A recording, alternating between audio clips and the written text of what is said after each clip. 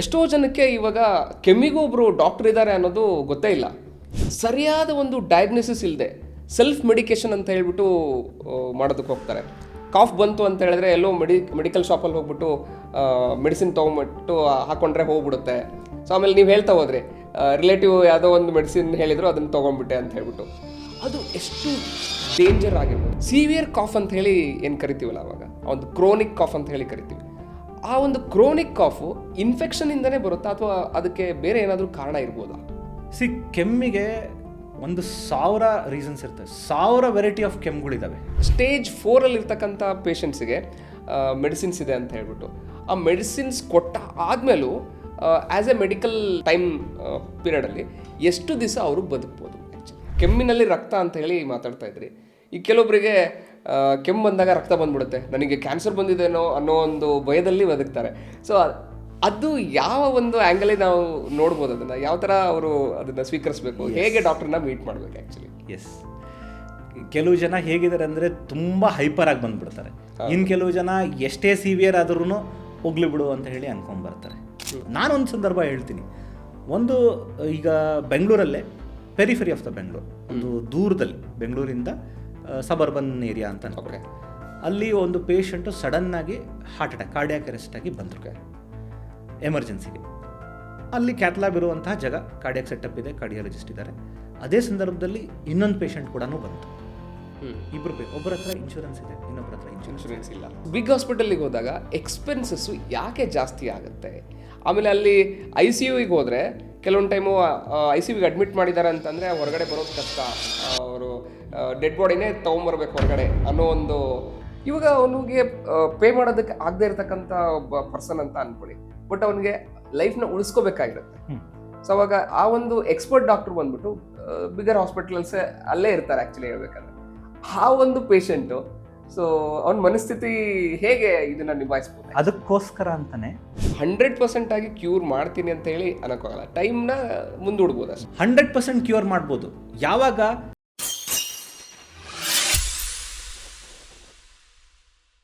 Welcome to Harish Chedar podcast channel. So ಇವತ್ತಿನ ದಿವಸ ನಮ್ಮ ಜೊತೆಗೆ ನುರಿತ ತಜ್ಞರಾಗಿರ್ತಕ್ಕಂಥ ಡಾಕ್ಟರ್ ನಮ್ಮ ಜೊತೆಗಿದ್ದಾರೆ. ಸೊ ನಾವೆಲ್ಲ ಕೋವಿಡ್ ಅನ್ನೋ ಒಂದು ಹೆಮ್ಮಾರಿನ ಸೊ ಆಲ್ಮೋಸ್ಟ್ 2020 ಹಿಡಿದ್ಬಿಟ್ಟು 2023ವರೆಗೂ ಅನುಭವಿಸಿದ್ದೀವಿ. ಆ ಒಂದು ಸಂದರ್ಭದಲ್ಲಿ ತುಂಬ ಲೈಫ್ ಥ್ರೆಟನಿಂಗ್ ಆಗಿರ್ತಕ್ಕಂಥ ಒಂದು ಕಾಫ್ ಅನ್ನೋದು ನಮಗೆ ಜೀವನದಲ್ಲಿ ಒಂದು ಪಾಠನೇ ಕಲಿಸ್ತು ಅಂತ ಹೇಳಿ ಅನ್ಬೋದು. ಸೊ ಅಂಥ ಒಂದು ಸಂದರ್ಭದಲ್ಲಿ ಮೋರ್ ದ್ಯಾನ್ 6,000+ ಕೋವಿಡ್ ಪೇಷಂಟ್ಗೆ ಸಕ್ಸಸ್ಫುಲಿ ಟ್ರೀಟ್ ಮಾಡಿರ್ತಕ್ಕಂಥ ಒಬ್ಬ ಪಲ್ಮನಾಲಜಿಸ್ಟ್ ನಮ್ಮ ಜೊತೆಗೆ ಇವತ್ತಿದ್ದಾರೆ. ಅವರು ಕರ್ನಾಟಕದ ಮನೆಗೂ ಕೂಡ ಅವರ ಒಂದು ಪರಿಚಯ ಎಲ್ಲರಿಗೂ ಗೊತ್ತು. So he is a famous pulmonologist, ಹಾಗೆ famous cough expert, doctor Ganesh Pratap. So ಇವತ್ತು ನಮ್ಮ ಜೊತೆಗೆ ಪಾಡ್ಕಾಸ್ಟ್ ಚಾನಲಲ್ಲಿ ಇದ್ದಾರೆ. So welcome to doctor Ganesh Pratap. So welcome you sir. Thank you. ನಮಸ್ತೆ ಡಾಕ್ಟ್ರೇ. ನೀವು ನಾನು ನೋಡ್ತಾ ಹೋದೆ ನಿಮ್ಮ ಚಾನಲಲ್ಲೂ ಕೂಡ ಎಷ್ಟೋ ವಿಡಿಯೋಗಳನ್ನು ಮಾಡಿ ಹಾಕಿದ್ದೀರಾ.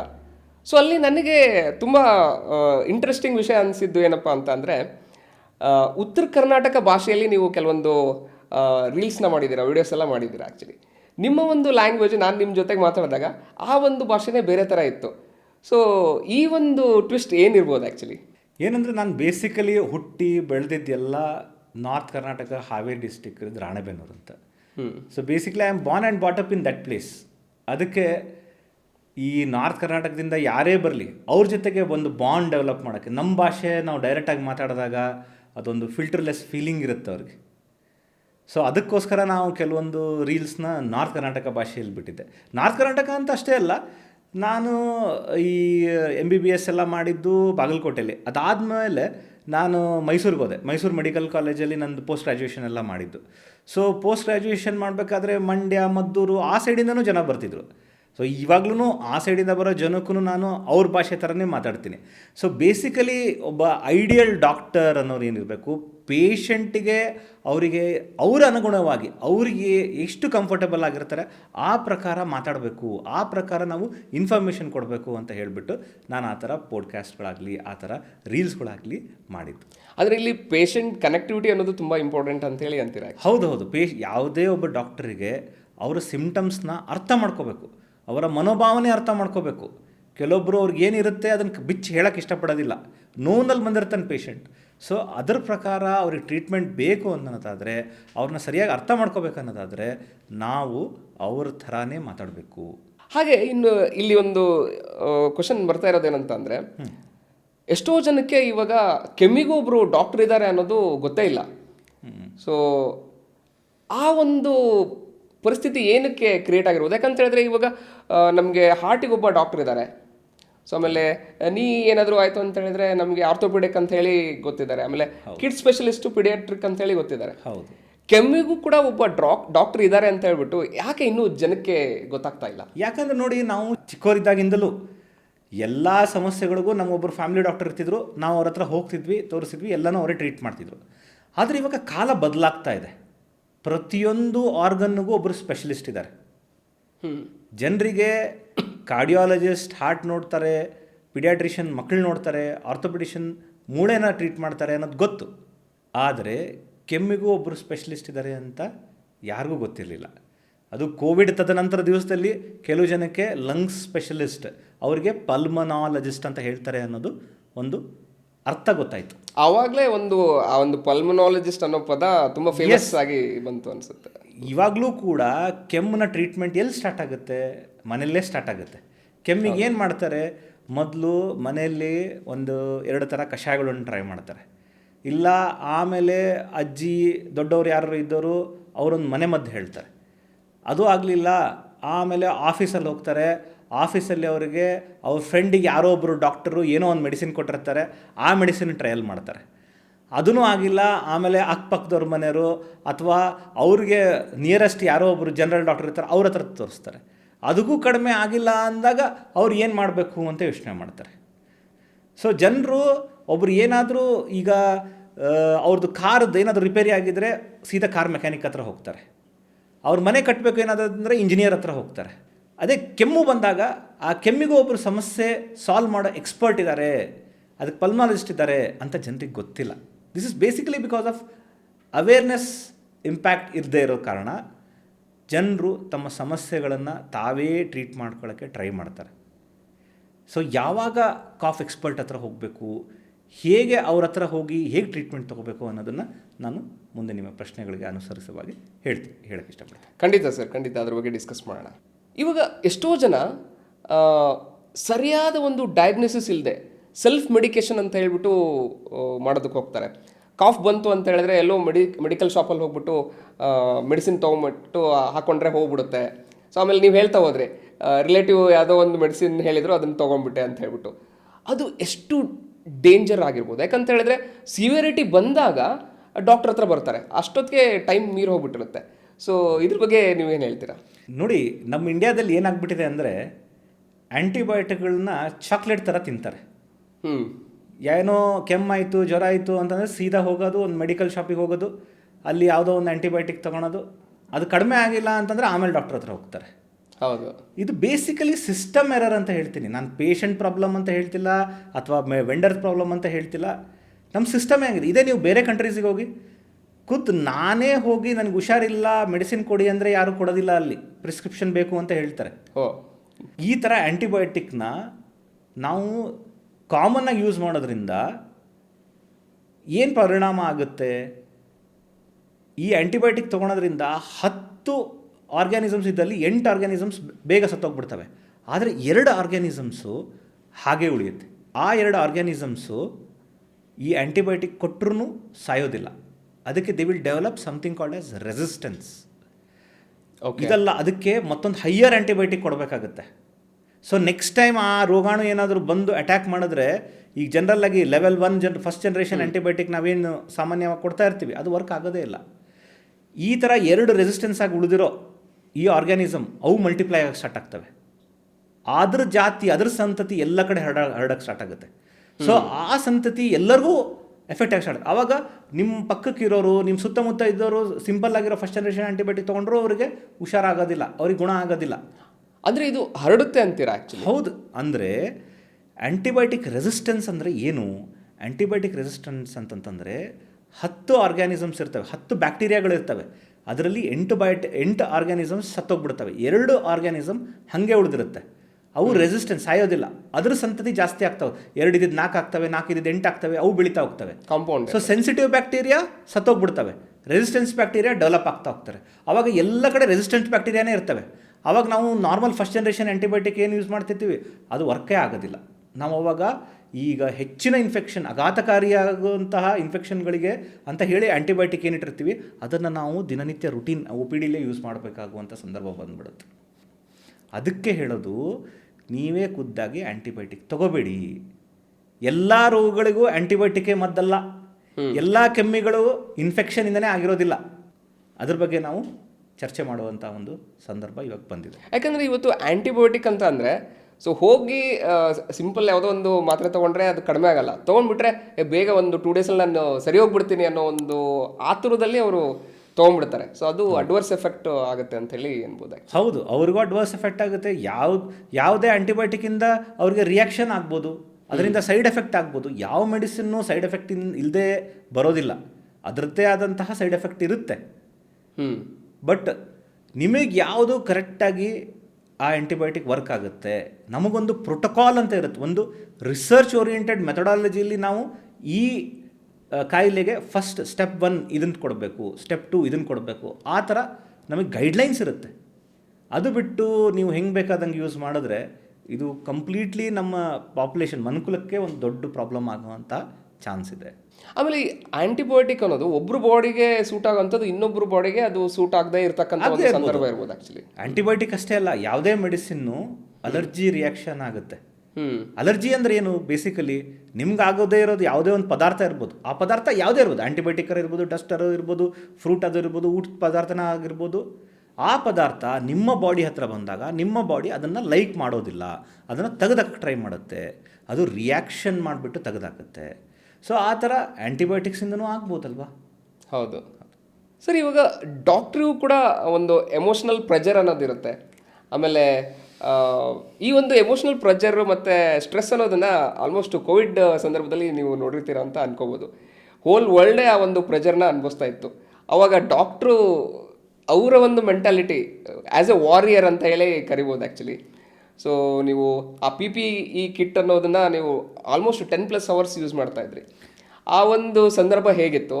ಆಮೇಲೆ ಆ ಸಂದರ್ಭದಲ್ಲಿ ನೀವು ಆ್ಯಸ್ ಎ ಡಾಕ್ಟರ್ ಯಾವ ಥರ ನೀವು ಪೇಷಂಟ್ನ ಟ್ರೀಟ್ ಮಾಡ್ತಾಯಿದ್ರಿ ಆ್ಯಕ್ಚುಲಿ? ಬೇಸಿಕಲಿ ಡಾಕ್ಟ್ರು ಒಬ್ಬನು ಮನುಷ್ಯನೇ. ಹೌದು. ಬರ್ನ್ಔಟ್ ಅನ್ನೋದು ಅವ್ರಿಗೂ ಹಾಗೇ ಆಗುತ್ತೆ. ಹೌದು. ನಾವೇನು 24 ತಾಸು ಕೆಲಸ ಮಾಡೋಕ್ಕಾಗೋದಿಲ್ಲ, ಕಷ್ಟ ಆಗುತ್ತೆ. ಯಾವುದೇ ಮನುಷ್ಯನಿಗೆ 8 ಅವರ್ ನಿದ್ದೆ ಬೇಕೇ ಬೇಕು. ಕೋವಿಡ್ ಅನ್ನೋದು ಪ್ಯಾಂಡಮಿಕ್ ಅಂತಂದರೆ ಒಂದೇ ಕ್ರಾಸ್ ಸೆಕ್ಷನ್ ಆಫ್ ಟೈಮಲ್ಲಿ ನಾವು ಎಕ್ಸ್ಪೆಕ್ಟ್ ಮಾಡಿರೋದಕ್ಕಿಂತನೂ ಜಾಸ್ತಿ ಕೇಸಸ್ ಬಂದುಬಿಟ್ರೆ ಅದಕ್ಕೆ ಪ್ಯಾಂಡಮಿಕ್ ಅಂತ ಹೇಳ್ತೀವಿ. ಸೊ ಆ ಟೈಮಲ್ಲಿ ಎಲ್ಲರೂ ರೆಡ್ ಅಲರ್ಟಲ್ಲಿ ಇದ್ವಿ, ಎಸ್ಪೆಷಲಿ ಪಲ್ಮಾಲಜಿಸ್ಟ್. ನಮಗಂತೂ ಕೋರ್ ಟೀಮಲ್ಲಿ ಇಟ್ಟಿದ್ರು ICU ಕೇಸಸ್, ತುಂಬ ಕ್ರಿಟಿಕಲ್ ಕೇಸಸ್ಸನ್ನೇ ತೋರಿಸ್ತಾಯಿದ್ರು. ಸೊ ಪೇಷಂಟ್ ಕ್ರಿಟಿಕಲ್ ಇರ್ತಾರೆ ನಿಜ, ಆ ಟ್ರೀಟ್ಮೆಂಟ್ ಸ್ಟ್ರೆಸ್ ಅವ್ರಿಗೆ ಎಷ್ಟಿರುತ್ತೋ ಅದರ ಡಬಲ್ ಸ್ಟ್ರೆಸ್ಸು ನಮ್ಮ ತಲೆಯಲ್ಲೂ ಓಡ್ತಾ ಇರುತ್ತೆ. ಈವನ್ ನಾನು ಮನೆಗೆ ಬಂದರೂ ಕೂಡ ಪೇಷಂಟ್ಸ್ ಬಗ್ಗೆನೇ ಯೋಚನೆ ಮಾಡ್ತಾ ಇರ್ತಿದ್ದೆ, ಹೇಗೆ ಸಾಲ್ವ್ ಮಾಡ್ಬೋದು. ಡ್ರಗ್ಸ್ ಇಲ್ಲ, ಜನ ಇಲ್ಲ, ತುಂಬ ಮೋಸ್ಟ್ ಕಷ್ಟವಾಗಿದ್ದ ಸಂದರ್ಭ ಅಂದರೆ ಅದೇ. ಮೋಸ್ಟ್ಲಿ ಲಾಸ್ಟ್ 100 ಇಯರ್ಸಲ್ಲಿ ಅಂಥ ಕಷ್ಟವಾಗಿದ್ದ ಸಂದರ್ಭ ಬಂದಿಲ್ಲ ಆ್ಯಕ್ಚುಲಿ, ಯಾರ್ಯಾರಿಗೂ ಬಂದಿರಲಿಲ್ಲ. ಬರೋದು ಬೇಡ ಅಂತ ಎಕ್ಸ್ಪೆಕ್ಟ್ ಮಾಡ್ತೀನಿ ನಾನು. ಸೊ ಆ ಥರ ಸಿಚುವೇಶನ್ನೇ ನಾವು ಹ್ಯಾಂಡಲ್ ಮಾಡಿ ಗೆದ್ದಿರಬೇಕಾದ್ರೆ ಮುಂದೆ ಇನ್ನು ಯಾವ ಸಿಚುವೇಶನ್ ಬಂದರೂ ನಾವು ಹ್ಯಾಂಡಲ್ ಮಾಡೋಷ್ಟು ಸೊ ಈಸಿಯಾಗಿ ಅದನ್ನು ಸಾಲ್ವ್ ಮಾಡ್ಬೋದು ಅನ್ನೋ ಒಂದು ಧೈರ್ಯ ಬಂದಿದೆ ಅನ್ಬೋದು. It's all about mind set. ನಾನು ಹೇಳೋಕ್ಕೆ ಇಷ್ಟಪಡ್ತೀನಿ. ಪೇಷಂಟ್ ಬರೋದು ಒಂದು ಸ್ಟ್ರೆಸ್, ಒಂದು ಆ್ಯಂಗ್ಸೈಟಿ, ಒಂದು ತೊಂದರೆಯಿಂದ, ಅವನಿಗಾಗಿರೋ ಫಿಸಿಕಲ್ ಡ್ಯಾಮೇಜಿಂದ ಮೆಂಟಲ್ ಸ್ಟ್ರೆಸ್ ಮಾಡ್ಕೊಂಡು ಬರ್ತಾರೆ. ಹೌದು. ನಾವು ಕೂಡ ಮೆಂಟಲ್ ಸ್ಟ್ರೆಸ್ ಆಗಿ ನಿದ್ದೆ ಸರಿಯಾಗದೆ ಕೆಲಸ ಮಾಡ್ತೀವಿ. ಈವನ್ ನಮಗೂ ಬರ್ನ್ಔಟ್ ಆಗುತ್ತೆ. ಹೌದು. ಇದನ್ನೆಲ್ಲನೂ ನಾವು ಹೀಲ್ ಮಾಡ್ಕೋಬೇಕು, ಇದನ್ನು ಮೆಟ್ಟಿ ನಾವು ಕೆಲಸ ಮಾಡಬೇಕು ಅನ್ನೋ ಸಂದರ್ಭದಲ್ಲಿ ನನಗೆ ಹೆಲ್ಪ್ ಆಗಿದ್ದು ನ್ಯೂರೋ ಲಿಂಗ್ವಿಸ್ಟಿಕ್ ಪ್ರೋಗ್ರಾಮಿಂಗ್. ಆವಾಗ ನೀವೊಂದು ಹೇಳ್ಕೊಡ್ತಾ ಇದ್ರಿ ನನಗೆ, ಹೌದು, ನಿಮ್ಮ ಬ್ರೈನ್ನ ಹೇಗೆ ಕಾಮ್ ಮಾಡ್ಕೋಬೇಕು, ನಿಮ್ಮ ಮೈಂಡ್ನ ಹೇಗೆ ಹೆಲ್ತಿ ಮೈಂಡ್ಸೆಟ್ ಮಾಡ್ಕೋಬೇಕು. So that rejuvenated us. Mind is the most powerful system ಅಂತ ಹೇಳೋಕ್ಕೆ ಇಷ್ಟಪಡ್ತೀನಿ. ಅದನ್ನು ನಾವು ಆ್ಯಕ್ಟಿವೇಟ್ ಮಾಡಿಕೊಂಡು ಅದನ್ನು ಕಾಮ್ ಆಗಿ ಕೆಲವೊಂದು ಡಿಸಿಷನ್ಸ್ನ ತೊಗೊಂಡಾಗ ನಮಗೆ ಎಷ್ಟೋ ಕಠಿಣ ಸಂದರ್ಭಗಳನ್ನು ಬೀಟ್ ಮಾಡಿ ಹೊರಗೆ ಬಂದ್ವಿ. That is the result of treating this 6,000 people who suffered badly with Covid. ಇಲ್ಲಾಂದರೆ ಆಗ್ತಿರ್ಲಿಲ್ಲ ಅದು. ಸೊ ನಮ್ಮ ಬರ್ನ್ಔಟ್ನ ನಾವು ಕ್ಲಿಯರ್ ಮಾಡ್ಕೊಳಕ್ಕೆ ಆಗ್ತಾನೇ ಇರಲಿಲ್ಲ. ಇಟ್ಸ್ ಆಲ್ ಮೆಂಟಲ್ ಸ್ಟೇಟಸ್ ಅಂತ ಹೇಳಿ ಅನ್ಬೋದು ಆ್ಯಕ್ಚುಲಿ. 100%. ಸೊ ನಮ್ಮ ಮೆಂಟಲ್ ಸ್ಟೇಟಸ್ನ ನಾವು ಹೇಗೆ ನ್ಯೂರೋ ಲಿಂಗ್ವಿಸ್ಟಿಕ್ ಪ್ರೋಗ್ರಾಮಿಂಗ್ ಅಂದರೆ ಏನು, ನಮ್ಮ ಬ್ರೈನ್ ಅಥವಾ ನಮ್ಮ ಮೈಂಡ್ಸೆಟ್ನ ನಮ್ಮ ಲ್ಯಾಂಗ್ವೇಜ್ ಮೊಡಾಲಿಟಿಯಿಂದ ನಾವು ಹೆಂಗೆ ರೀಪ್ರೋಗ್ರಾಮ್ ಮಾಡ್ಕೋತೀವಿ, that is what helped us in that time of Covid ಅಂತ ಹೇಳಕ್ಕೆ ಇಷ್ಟಪಡ್ತೀನಿ. ಸೊ ಇವಾಗ ಸಿವಿಯರ್ ಕಾಫ್ ಅಂತ ಹೇಳಿ ಏನು ಕರಿತೀವಲ್ಲ, ಅವಾಗ ಒಂದು ಕ್ರೋನಿಕ್ ಕಾಫ್ ಅಂತ ಹೇಳಿ ಕರಿತೀವಿ. ಆ ಒಂದು ಕ್ರೋನಿಕ್ ಕಾಫು ಇನ್ಫೆಕ್ಷನಿಂದನೇ ಬರುತ್ತಾ ಅಥವಾ ಅದಕ್ಕೆ ಬೇರೆ ಏನಾದರೂ ಕಾರಣ ಇರ್ಬೋದಾ? ಕೆಮ್ಮಿಗೆ 1,000 ರೀಸನ್ಸ್ ಇರ್ತವೆ, 1000 ವೆರೈಟಿ ಆಫ್ ಕೆಮ್ಮುಗಳಿದ್ದಾವೆ. ನಮಗೆಲ್ಲರಿಗೂ ಏನಿಸುತ್ತೆ, ಕೆಮ್ಮು ಅಂದರೆ ಒಂದು ಕಾಫ್ ಸಿರಪ್ ತೊಗೊಂಬಿಡಿ ಕಡಿಮೆ ಆಗಿಬಿಡುತ್ತೆ. ಹೌದು, ಆ ಥರ ಅಲ್ಲ. 1000 ವೆರೈಟಿ ಆಫ್ ಕೆಮ್ಮುಗಳಿದ್ದಾವೆ. ಪ್ರತಿಯೊಂದು ಕೆಮ್ಮಿಗೂ ಒಂದೊಂದು ಥರ ಟ್ರೀಟ್ಮೆಂಟ್ ಇರುತ್ತೆ, ಒಂಥರ ಡೈಗ್ನೋಸಿಸ್ ಇರುತ್ತೆ. ಆ ಕೆಮ್ಮು ಎಲ್ಲಿಂದ ಬರ್ತಾ ಇದೆ, ಹೇಗೆ ಬರ್ತಾ ಇದೆ, ಅದನ್ನು ಕಂಡುಹಿಡಿಯೋದು ತುಂಬ ಇಂಪಾರ್ಟೆಂಟ್. ಕೆಮ್ಮು is just a symptom, but the causes might be thousands of. ಈ ಕೆಮ್ಮಲ್ಲಿ ಇನ್ಫೆಕ್ಟಿವ್ ಕಾಫ್ ಅಂತ ಇರುತ್ತೆ, ನಾನ್ ಇನ್ಫೆಕ್ಟಿವ್ ಕಾಫ್ ಅಂತ ಇರುತ್ತೆ.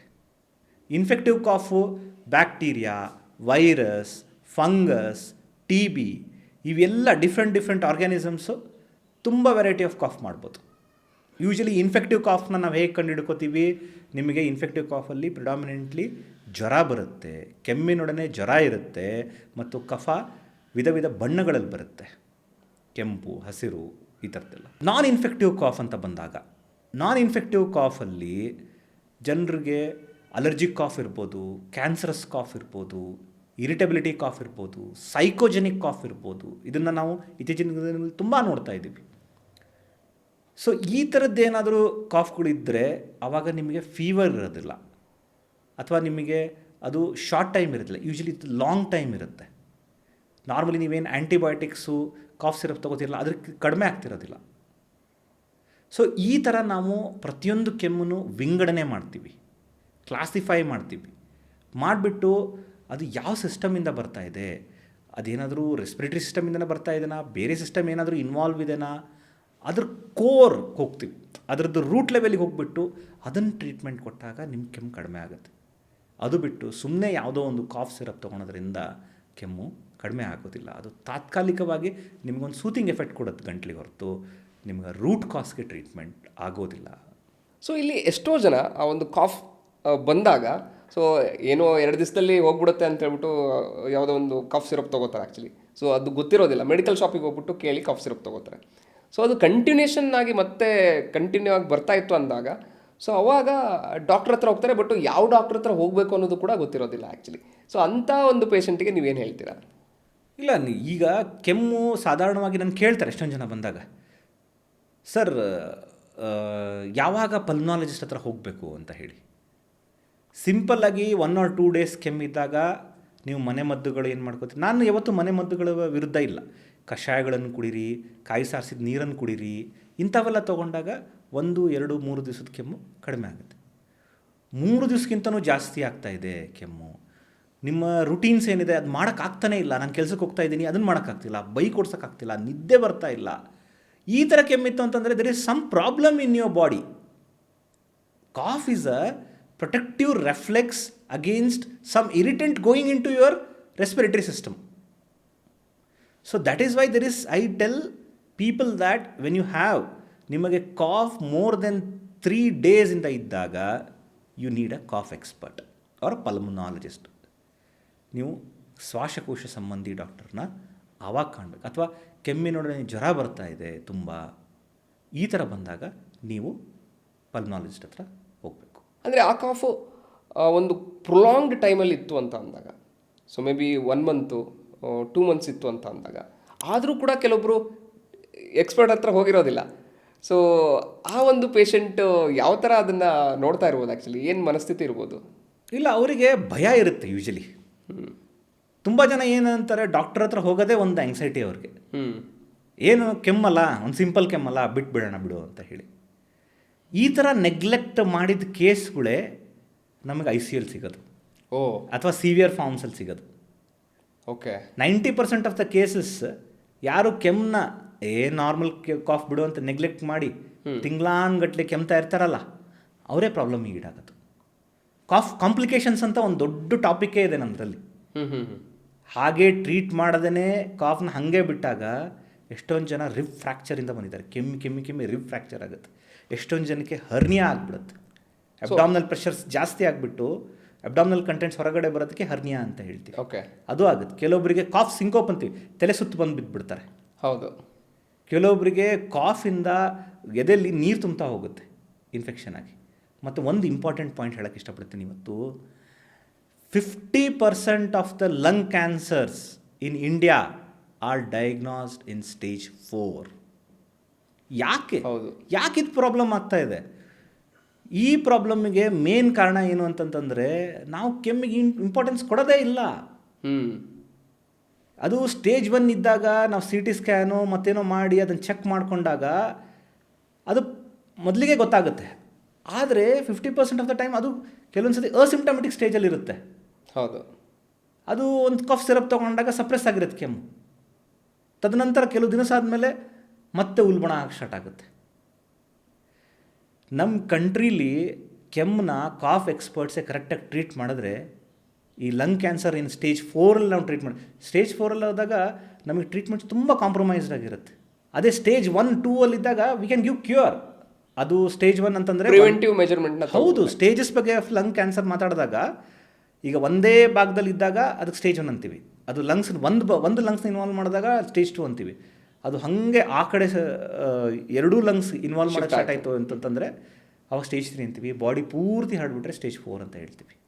ಅಂಥ ಒಂದು ಪೇಷಂಟು ಕ್ಯೂರ್ ಆಗೋದಕ್ಕೆ ಚಾನ್ಸಸ್ ಎಷ್ಟಿರುತ್ತೆ ಆ್ಯಕ್ಚುಲಿ? ಸೊ ಅಲ್ಲಿ ಅವರ ಒಂದು ಪರಿಸ್ಥಿತಿ ಯಾವ ಥರ ಇರ್ಬೋದು? ಈ ಸ್ಟೇಜ್ 1ಅಲ್ಲಿ ಬಂದಾಗ ನಾವು ಮೊದಲಿಗೆ ಡಯಾಗ್ನೋಸ್ ಮಾಡಿ ಇನ್ನೂ ಹರಡಿರೋದಿಲ್ಲ. ಸೊ ಆ ಭಾಗನ ಕಟ್ ಮಾಡಿ, ಕ್ಯಾನ್ಸರ್ ಅಂದ್ರೇನು, abnormal multiplication of the cells. ಅದು ನಾರ್ಮಲಿ 1:2, 2:4 ಮಲ್ಟಿಪ್ಲೈ, ಇದು 1ರಿಂದ 10, 20 ಈ ಥರ ಮಲ್ಟಿಪ್ಲೈ ಆಗಿ ಒಂದು ಗಡ್ಡೆ ಥರ ಫಾರ್ಮೇಷನ್ ಆಗುತ್ತೆ. ಆ ಗಡ್ಡೆನ ಚಿಕ್ಕದು 1 ಸೆಂಟಿಮೀಟರ್ ಇದ್ದಾಗಲೇ ನಾವು ಡಯಾಗ್ನೋಸ್ ಮಾಡಬೇಕು. ಎಲ್ಲಿ ಕಾಣಿಸುತ್ತೆ? CT ಸ್ಕ್ಯಾನಲ್ಲಿ ಕಾಣಿಸುತ್ತೆ. ಹೇಗೆ ಡಯಾಗ್ನೋಸ್ ಮಾಡಬೇಕು? ಕ್ಯಾಮ್ರಾ, ಬ್ರಾಂಕೋಸ್ಕೋಪೀಸ್ ಅಂತ ಇದೆ. ಅಲ್ಲಿ ಎಲ್ಲಿದೆ ಟಾರ್ಗೆಟ್, ಅದೇ ಲೀಜನ್ನ ಟಾರ್ಗೆಟ್ ಮಾಡಿಬಿಟ್ಟು ಅಲ್ಲಿಂದ ಒಂದು ಬಯಾಪ್ಸಿ ತೊಗೊಂಬಂದು ಅದನ್ನು ಮೈಕ್ರೋಸ್ಕೋಪಲ್ಲಿ ಚೆಕ್ ಮಾಡಿದಾಗ we can diagnose it stage 1. ಯಾರಿಗೆ ಮಾಡಬೇಕು? ಕಂಟಿನ್ಯೂಸ್ ಆಗಿ ಸ್ಮೋಕ್ ಮಾಡಿದವರು, ಹೈ ರಿಸ್ಕ್ ಫ್ಯಾಕ್ಟರ್ಸ್ ಇರುವಂಥ ಜನ, ಡೈಲಿ ಸ್ಮೋಕ್ ಮಾಡ್ತಾ ಇರ್ತಾರೆ ಅಂಥವ್ರಿಗೆ ಮಾಡಬೇಕು. ಅಥವಾ ಪೊಲ್ಯೂಟೆಡ್ ಫ್ಯಾಕ್ಟ್ರೀಸಲ್ಲಿ ಕೆಲಸ ಮಾಡ್ತಿರ್ತಾರೆ, ಅವರಿಗೆ ರಿಸ್ಕ್ ಇರುತ್ತೆ, ಅಂಥವ್ರಿಗೆ ಮಾಡಬೇಕು. ಅವ್ರಿಗಷ್ಟೇ ಅಲ್ಲ, ನಾನ್ ಸ್ಮೋಕಿಂಗ್ ಅವ್ರಿಗೂ 40% ಜನದಲ್ಲಿ ಲಂಗ್ ಕ್ಯಾನ್ಸರ್ ಆಗೋ ಚಾನ್ಸಸ್ ಇದೆ. ಕೆಲವೊಬ್ಬರಿಗೆ AC ಅದರಿಂದನೂ ಬರುತ್ತೆ ಅಂತ ಹೇಳಿ, ಅದರಿಂದ ಇನ್ಫೆಕ್ಷನ್ಸ್ ಬರುತ್ತೆ, ಅದರಿಂದ ಇದೆ ಲಂಗ್ ಕ್ಯಾನ್ಸರ್ ಬರುತ್ತೆ. ಲಂಗ್ ಕ್ಯಾನ್ಸರ್ ಸ್ಕ್ರೀನಿಂಗ್ ಪ್ರೋಗ್ರಾಮ್ ಅನ್ನೋದು ಇಂಡಿಯಾದಲ್ಲಿ ಉದ್ಭವನೇ ಆಗಿಲ್ಲ. ನೀವು ಯಾರಾದರೂ ಒಬ್ಬ ಲಂಗ್ ಕ್ಯಾನ್ಸರ್ ಪೇಷಂಟ್ನ ಮೀಟ್ ಮಾಡಿ ಅವ್ರಿಗೊಂದು ಸಂದರ್ಶನ ಮಾಡಿ ಗೊತ್ತಾಗುತ್ತೆ. ನೀವು ಈ ಕಿದ್ವೈ ಅಂತ ಲಂಗ್ ಕ್ಯಾನ್ಸರ್ ಸೆಂಟರಿಗೆ ಹೋಗಿ ಅಲ್ಲಿರೋಂಥ ಎಷ್ಟು ಜನ ಲಂಗ್ ಕ್ಯಾನ್ಸರ್ ಪೇಷಂಟ್ ಇದ್ದಾರೆ ನೋಡಿ, ಅದರಲ್ಲಿ ಮೋರ್ ದೆನ್ 60-70% ಜನ ಸ್ಟೇಜ್ 4ಅಲ್ಲೇ ಗೊತ್ತೇ ಇರೋದಿಲ್ಲ. ನಮಗೆ ಗೊತ್ತೇ ಆಗಲಿಲ್ಲ ಸರ್, ಮೊದಲೇ ಗೊತ್ತಾಗಿದ್ರೆ ಕರೆಕ್ಟಾಗಿ ಟ್ರೀಟ್ಮೆಂಟ್ ಮಾಡ್ಕೋತಿದ್ವಿ ಅಂತ ಹೇಳ್ತಾರೆ. ಸೊ ಈ ಥರ ಸಂದರ್ಭಗಳು ನಮ್ಮ ಇಂಡಿಯಾದಲ್ಲಿ ತುಂಬಾ ಜಾಸ್ತಿ ಇದೆ. ಜನರು ಆ ಕೆಮ್ಮನ್ನ ಈಸಿಯಾಗಿ ತೊಗೊಂಡು ನಾವು ಇದರ ಎಕ್ಸ್ಪರ್ಟ್ ಆಗಿದ್ದರಿಂದ ಕೋರಾಗಿ ಹೋದಾಗಿಂದ ನಮಗೆ ಗೊತ್ತಾಗುತ್ತೆ. ಸೊ ಇದೇನು ನಾವು ಲಂಗ್ ಕ್ಯಾನ್ಸರ್ನ ನಮ್ಮ ಇಂಡಿಯಾದಲ್ಲಿ 50% ನಾವು ಸ್ಟೇಜ್ 4ಅಲ್ಲಿ ನೋಡ್ತೀವಿ, ಅದನ್ನು ಸ್ಟೇಜ್ 1ಅಲ್ಲೇ ಡಯಾಗ್ನೋಸ್ ಮಾಡಿಬಿಟ್ಟು ಅವ್ರಿಗೊಂದು ಕ್ಯೂರ್ ಕೊಡ್ಬೋದು, ಅವ್ರಿಗೊಂದು ರೀಬರ್ತ್ ಕೊಡ್ಬೋದು. ಒನ್ಸ್ ಇಟ್ ಕ್ರಾಸಸ್ ಸ್ಟೇಜ್ 3 ಅಲ್ಲ, ಆವಾಗಿಂದ ನಮಗೆ ಟ್ರೀಟ್ಮೆಂಟ್ಸ್ ತುಂಬ ಕಡಿಮೆ ಆಗಿಬಿಡುತ್ತೆ. ಸೊ ನೀವು ಕೇಳ್ತಾ ಇದ್ರಿ ಟ್ರೀಟ್ಮೆಂಟ್ಸ್ ಬಗ್ಗೆ. ಸ್ಟೇಜ್ 1 ಇದ್ದಾಗ ಅದು ಟ್ಯೂಮರ್ ಅಲ್ಲೇ ಇದ್ದಾಗ ನಾವು ಅದನ್ನು ಸರ್ಜಿಕಲಿ ತೆಗೆದಾಕ್ಬೋದು. ಟ್ಯೂಮರ್ 2 ಇದ್ದಾಗ ಒಂದು ಲಂಗ್ನೇ ತೆಗೆದಾಕ್ಬೋದು. ಒಂದು ಲಂಗ್ ತೆಗೆದ್ರೂ ಮನುಷ್ಯ ಇನ್ನೊಂದು ಲಂಗಲ್ಲಿ ಬದುಕ್ಬೋದು. ಸ್ಟೇಜ್ 3 ಆಯಿತು ಅಂತಂದರೆ ನಾವು ಕೀಮೋಥೆರಪಿ ರೇಡಿಯೋಥೆರಪಿ ಅಷ್ಟೇ ಮಾಡಬೇಕಾಗುತ್ತೆ. ಅದು ಆಲ್ರೆಡಿ ಹರಡ್ಬಿಟ್ಟಿರುತ್ತೆ, ಇಡೀ ಬಾಡಿನ ಕಟ್ ಮಾಡೋಕ್ಕಾಗೋದಿಲ್ಲ. ಆಯಿತಾ, ಎರಡು ಲಂಗ್ಸ್ನ ತೆಗಿಯೋಕ್ಕಾಗೋದಿಲ್ಲ, ಎರಡೂ ಕಡೆ ಆಪ್ರೇಷನ್ ಮಾಡೋಕ್ಕಾಗೋದಿಲ್ಲ, ಅದು ಹರಡಕ್ಕೆ ಸ್ಟಾರ್ಟ್ ಆಗಿಬಿಟ್ಟಿರುತ್ತೆ. ನೀವು ಹೇಳ್ತಿರೋದು ಕ್ಯಾನ್ಸರಸ್ ಸೆಲ್ ಬಗ್ಗೆ. ಹೌದು, ಕ್ಯಾನ್ಸರು ಆ ಗಡ್ಡೆ ಏನಿರುತ್ತೆ ಆ ಗಡ್ಡೆಯಿಂದ ಸೆಲ್ಸ್ ಹೊರಗಡೆ ಬರ್ತಾ ಇರುತ್ತೆ, ಸ್ಪ್ರೆಡ್ ಆಗ್ತಾ ಇರುತ್ತೆ. ಸ್ಪ್ರೆಡ್ ಆಗೋದು ವಾಸ್ಕ್ಯುಲರ್ ರೀಜನಿಂದ. ಸೊ ಬ್ಲಡ್ ವೆಸಲ್ಸಿಂದ ಅದು ಸ್ಪ್ರೆಡ್ ಆಗೋಕ್ಕೆ ಸ್ಟಾರ್ಟ್ ಆಗಿಬಿಡುತ್ತೆ. ಓಕೆ. ಸೊ ಆವಾಗ ಟ್ರೀಟ್ಮೆಂಟ್ ಆಪ್ಷನ್ಸ್ ಕಡಿಮೆ ಆಗುತ್ತೆ, ಎಲ್ಲ ಕಡೆ ಬಾಡಿ ಸ್ಪ್ರೆಡ್ ಆಗಿಬಿಟ್ಟು ಅವರು ಜೀವನ ಏನು ಲೈಫ್ ಟೈಮ್ ಅಂತ ಇರುತ್ತೆ ಅದು ಕಡಿಮೆ ಆಗ್ತಾ ಹೋಗುತ್ತೆ. ಎಂಥ ಮೆಡಿಸಿನ್ ಕೊಟ್ಟರು, ಇವಾಗ ಅಡ್ವಾನ್ಸ್ ಮೆಡಿಸಿನ್ ಬಂದಿದೆ, ಸ್ಟೇಜ್ 4ಗೂ ಮೆಡಿಸಿನ್ಸ್ ಬಂದಿದೆ ಇವಾಗ. ಕೀಮೋಥೆರಪಿ, ಟಾರ್ಗೆಟೆಡ್ ಕೀಮೋಥೆರಪಿ ಟ್ಯಾಬ್ಲೆಟ್ಸ್ ಅಂತ ಹೇಳ್ತೀವಿ, ಸಿಂಪಲ್ ಟ್ಯಾಬ್ಲೆಟ್ಸ್ ಬಂದಿದೆ ಇವಾಗ, ಅದನ್ನು ಕೊಡ್ಬೋದು. Again there comes some mind effort. Even cancerous ಪೇಷಂಟಿಗೂ ಎಂಥ ದೊಡ್ಡ ಕಾಯಿಲೆ ಇದ್ರೂ ಅವರಿಗೆ ನಾವು ಕಾಮಿಂಗ್ ಆಫ್ ದ ಮೈಂಡ್, ಅವ್ರನ್ನ ಮೆಂಟಲ್ ಸ್ಟೇಟಸ್ನ ಸರಿಯಾಗಿ ಟ್ರೀಟ್ ಮಾಡಿ ಅದನ್ನು ಅವರಿಗೆ ಪಾಸಿಟಿವ್ನೆಸ್ ಕೊಟ್ಟರೆ they can live whatever the medical science says beyond that ಅಂತ ಹೇಳೋಕ್ಕೆ ಇಷ್ಟಪಡ್ತೀನಿ. ಈಗ ಹೇಳ್ತಾ ಹೋದ್ರಿ ನೀವು ಆ್ಯಕ್ಚುಲಿ ಸ್ಟೇಜ್ 4ಅಲ್ಲಿರ್ತಕ್ಕಂಥ ಪೇಷಂಟ್ಸಿಗೆ ಮೆಡಿಸಿನ್ಸ್ ಇದೆ ಅಂತ ಹೇಳ್ಬಿಟ್ಟು, ಆ ಮೆಡಿಸಿನ್ಸ್ ಕೊಟ್ಟ ಆದಮೇಲೂ ಆ್ಯಸ್ ಎ ಮೆಡಿಕಲ್ ಟೈಮ್ ಪೀರಿಯಡಲ್ಲಿ ಎಷ್ಟು ದಿವಸ ಅವರು ಬದುಕ್ಬೋದು actually? It depends on individuality. ಅದು ಯಾವ ಥರದ ಕ್ಯಾನ್ಸರ್ ಇದೆ, ಅವ್ರ ಪರ್ಫಾರ್ಮೆನ್ಸ್ ಸ್ಕೋರ್ ಅಂತೀವಿ. ಆಲ್ರೆಡಿ ಅವ್ರ ಬಾಡಿ ಎಷ್ಟು ವೀಕ್ ಆಗಿದೆ ಅದನ್ನು ನೋಡ್ತೀವಿ, ಅದು ಪರ್ಫಾರ್ಮೆನ್ಸ್ ಸ್ಕೋರ್ ಅಂತ ಹೇಳ್ತೀವಿ. ಎರಡನೇದು ಯಾವ ಟೈಪ್ ಆಫ್ ಕ್ಯಾನ್ಸರ್, ಕ್ಯಾನ್ಸರಲ್ಲೂ 1000 ವಿಧ ಕ್ಯಾನ್ಸರ್ ಇದೆ. ಹೌದು, ಲಂಗ್ ಕ್ಯಾನ್ಸರಲ್ಲೇ 1000 ವಿಧ ಲಂಗ್ ಕ್ಯಾನ್ಸರ್ಗಳಿದೆ. ಅದರಲ್ಲಿ ಯಾವ ವೆರೈಟಿ, ಅಡಿನೋ ಕಾರ್ಸಿನೋಮಾನೋ ಅಥವಾ ಸ್ಮಾಲ್ ಸೆಲ್ ಕಾರ್ಸಿನೋಮಾನೋ, ನಾನ್ ಸ್ಮಾಲ್ ಸೆಲ್ ಕಾರ್ಸಿನೋಮಾನೋ, ಆ ವೆರೈಟಿ ನಾವು ಬಯಾಪ್ಸಿ ಮಾಡಿದಾಗ ಟಿಶ್ಯೂ ತೊಗೋತೀವಿ, ಟಿಶ್ಯೂನ ಅನಾಲಿಸಿಸ್ ಮಾಡ್ತೀವಿ, ಅದು ಯಾವ ಥರ ಮಲ್ಟಿಪ್ಲೈ ಆಗ್ತಿದೆ ಆ ಜೆನೆಟಿಕ್ ಸ್ಟಡಿ ಮಾಡ್ತೀವಿ. ಆ ರಿಸೆಪ್ಟರ್ಸ್ ಅಂತ ಇರ್ತವೆ ಮಲ್ಟಿಪ್ಲೈ ಮಾಡೋದು, ಎಪಿಡರ್ಮಲ್ ಗ್ರೋತ್ ಫ್ಯಾಕ್ಟರ್ EGFR ಅಂತ, ಈ ಮ್ಯೂಟೇಷನ್, ಅದಕ್ಕೊಂದು ಮ್ಯೂಟೇಷನ್ ಅಂತ ಹೇಳ್ತೀವಿ ಅಬ್ನಾರ್ಮಲ್ ಮಲ್ಟಿಪ್ಲಿಕೇಷನ್ಗೆ. ಅದು ಹೆಂಗೆ ಮ್ಯೂಟೇಟ್ ಆಗ್ತಿದೆ ಅದನ್ನು ನೋಡ್ತೀವಿ, ಪ್ಯಾಟರ್ನ್ ನೋಡ್ತೀವಿ, ಆ ಪ್ಯಾಟರ್ನಿಗೆ ಟಾರ್ಗೆಟ್ ಮಾಡ್ತೀವಿ, ಅದಕ್ಕೆ ಟಾರ್ಗೆಟೆಡ್ ಕೀಮೋಥೆರಪಿ ಅಂತ ಹೇಳ್ತೀವಿ. ಸೊ ಅದಕ್ಕೆ ಯಾವ ಜೀನ್ ಅಲ್ಲಿ ಇನ್ವಾಲ್ವ್ ಆಗಿ ಮಲ್ಟಿಪ್ಲೈ ಆಗ್ತಿದೆ ಆ ಜೀನ್ಗೆ ಡೈರೆಕ್ಟ್ ಮಾಡಿ ಟ್ಯಾಬ್ಲೆಟ್ಸನ್ನು ಕೊಡ್ತಾ ಹೋಗ್ತೀವಿ. ಓಕೆ. ಕೆಲವು ಜನ 1 ವರ್ಷ ಬದುಕ್ಬೋದು, ಕೆಲವು ಜನ 2 ವರ್ಷ ಬದುಕ್ಬೋದು, ಕೆಲವು ಜನ 5 ವರ್ಷ ಬದುಕ್ಬೋದು, ಕೆಲವು ಜನ 10 ವರ್ಷ ತನಕ ಬದುಕ್ಬೋದು. ಸೊ ಎಷ್ಟು ವರ್ಷ ಬದುಕ್ತಾರೆ ಅಂತ ನಿಖರವಾಗಿ ಹೇಳಕ್ಕೆ ಬರೋದಿಲ್ಲ ಸ್ಟೇಜ್ 4 ಲಂಗ್ ಕ್ಯಾನ್ಸರ್ ಆದಾಗ. ಬಟ್ ಅವ್ರದ್ದು ಲೈಫ್ ಟೈಮ್ ಏನಿದೆ ಅದನ್ನು ನಾವು ಒಂದು ಸ್ವಲ್ಪ ಪುಷ್ ಕೊಡ್ಬೋದು. ಓಕೆ. ಬಟ್ ಆದರೆ ಇದನ್ನು 100% ಆಗಿ ಕ್ಯೂರ್ ಮಾಡ್ತೀನಿ ಅಂತ ಹೇಳಿ ಅನ್ನೋಕ್ಕಾಗಲ್ಲ, ಟೈಮ್ನ ಮುಂದೂಡ್ಬೋದು ಅಷ್ಟೇ. 100% ಕ್ಯೂರ್ ಮಾಡ್ಬೋದು ಯಾವಾಗ ಸ್ಟೇಜ್ 1 ಲಂಗ್ ಕ್ಯಾನ್ಸರಲ್ಲಿ ನಾವು ಡಯಾಗ್ನೋಸ್ ಮಾಡಿದಾಗ. ಸ್ಟೇಜ್ 1 ಲಂಗ್ ಕ್ಯಾನ್ಸರ್ನ ಯಾವಾಗ ಡಯಾಗ್ನೋಸ್ ಮಾಡ್ಬೋದು, ನಿಮ್ಮ ಕೆಮ್ಮನ್ನ ನೀವು ಇಗ್ನೋರ್ ಮಾಡಬಾರ್ದು. 3 ವಾರಕ್ಕಿಂತಲೂ ಜಾಸ್ತಿ ಕೆಮ್ಮು ಬರ್ತಾ ಇದೆ, ಕೆಮ್ಮಲ್ಲಿ ಕಫದಲ್ಲಿ ರಕ್ತ ಬರ್ತಾ ಇದೆ, ಆ ಥರನೂ ಇಟ್ಕೊಂಡು ಸುಮ್ಮನೆ ಕೂತ್ಕೊಂಡ್ರೆ, ಆ ಥರ ಇದ್ದಾಗ ಈ ನಿಮ್ಮ ಹತ್ರ ಇರುವಂಥ ಕಾಫ್ ಎಕ್ಸ್ಪರ್ಟ್ ಹತ್ರ ಹೋಗಿ ಡೀಟೇಲಾಗಿ ಅನಲೈಸ್ ಮಾಡಿಸ್ಕೊಳ್ಳಿ, ಒಂದು ಬಯಾಪ್ಸಿ ಮಾಡಿಸ್ಕೊಳ್ಳಿ. ಏನಾದರೂ ಲೀಜನ್ ಕಂಡುಬಿಟ್ರೆ ಒಂದು CT ಸ್ಕ್ಯಾನ್ ಮಾಡಿದಾಗ ಒಂದು ಗಡ್ಡೆ ಏನಾದರೂ ಕಾಣ್ಬೋದು, ಆ ಗಡ್ಡೆದು ಬಯಾಪ್ಸಿ ಮಾಡಿಸ್ಕೊಳ್ಳಿ, ಅದನ್ನು ಟೆಸ್ಟ್ ಮಾಡಿಸ್ಕೊಳ್ಳಿ. ಇದ್ದರೆ ಅದು ಟ್ರೀಟ್ಮೆಂಟ್ ಮಾಡ್ಬೋದು, ಇಲ್ಲ ಅಂತಂದರೆ ಆರಾಮ್ ಖುಷಿಯಾಗಿರ್ಬೋದು. ಅದು ಬಿಟ್ಟು ಸ್ಟೇಜ್ 4ಗೆ ಹೋಗಿ ಅಲ್ಲಿ ಎಲ್ಲ ಕಷ್ಟ ಅನುಭವಿಸಿ ಒಂದು ಮನೇಲಿ ಏನಾದರೂ ಲಂಗ್ ಕ್ಯಾನ್ಸರ್ ಏನಾದರೂ ಆಯಿತು ಅಂತಂತಂದರೆ, ಸ್ಟೇಜ್ 4ಅಲ್ಲಿ ಏನಾದರೂ ಇತ್ತು ಅಂತಂದರೆ ಎಷ್ಟು ದುಡ್ಡು ಅವರು ಖರ್ಚು ಮಾಡಬೇಕಾಗುತ್ತೆ, ಎಷ್ಟು ನೋವನ್ನು ಅನುಭವಿಸ್ಬೇಕಾಗುತ್ತೆ ಅವರು. ಇಡೀ ಫ್ಯಾಮಿಲಿನೇ ಅವರು ಸಫರ್ ಮಾಡಿ, ಇಡೀ ಫ್ಯಾಮಿಲಿನೇ ಒಂದು ಡೆಟ್ಸಲ್ಲಿ ಹೋಗ್ಬಿಡುತ್ತೆ. ಹೌದು. ಈಗಿನ ಕಂಡೀಷನ್ ಹೇಗಾಗ್ಬಿಟ್ಟಿದೆ ಅಂತಂತ ಹೇಳಿದ್ರೆ ನಿಮಗೆ ಕ್ಯಾನ್ಸರು ಉಳಿಯೋಕ್ಕೂ ಬಿಡೋದಿಲ್ಲ, ಸಾಯೋಕ್ಕೂ ಬಿಡೋದಿಲ್ಲ. ಹೌದೌದು, ಅದು ತುಂಬ ಟಾರ್ಚರ್ ಆಗಕ್ಕೆ ಸ್ಟಾರ್ಟ್ ಆಗುತ್ತೆ.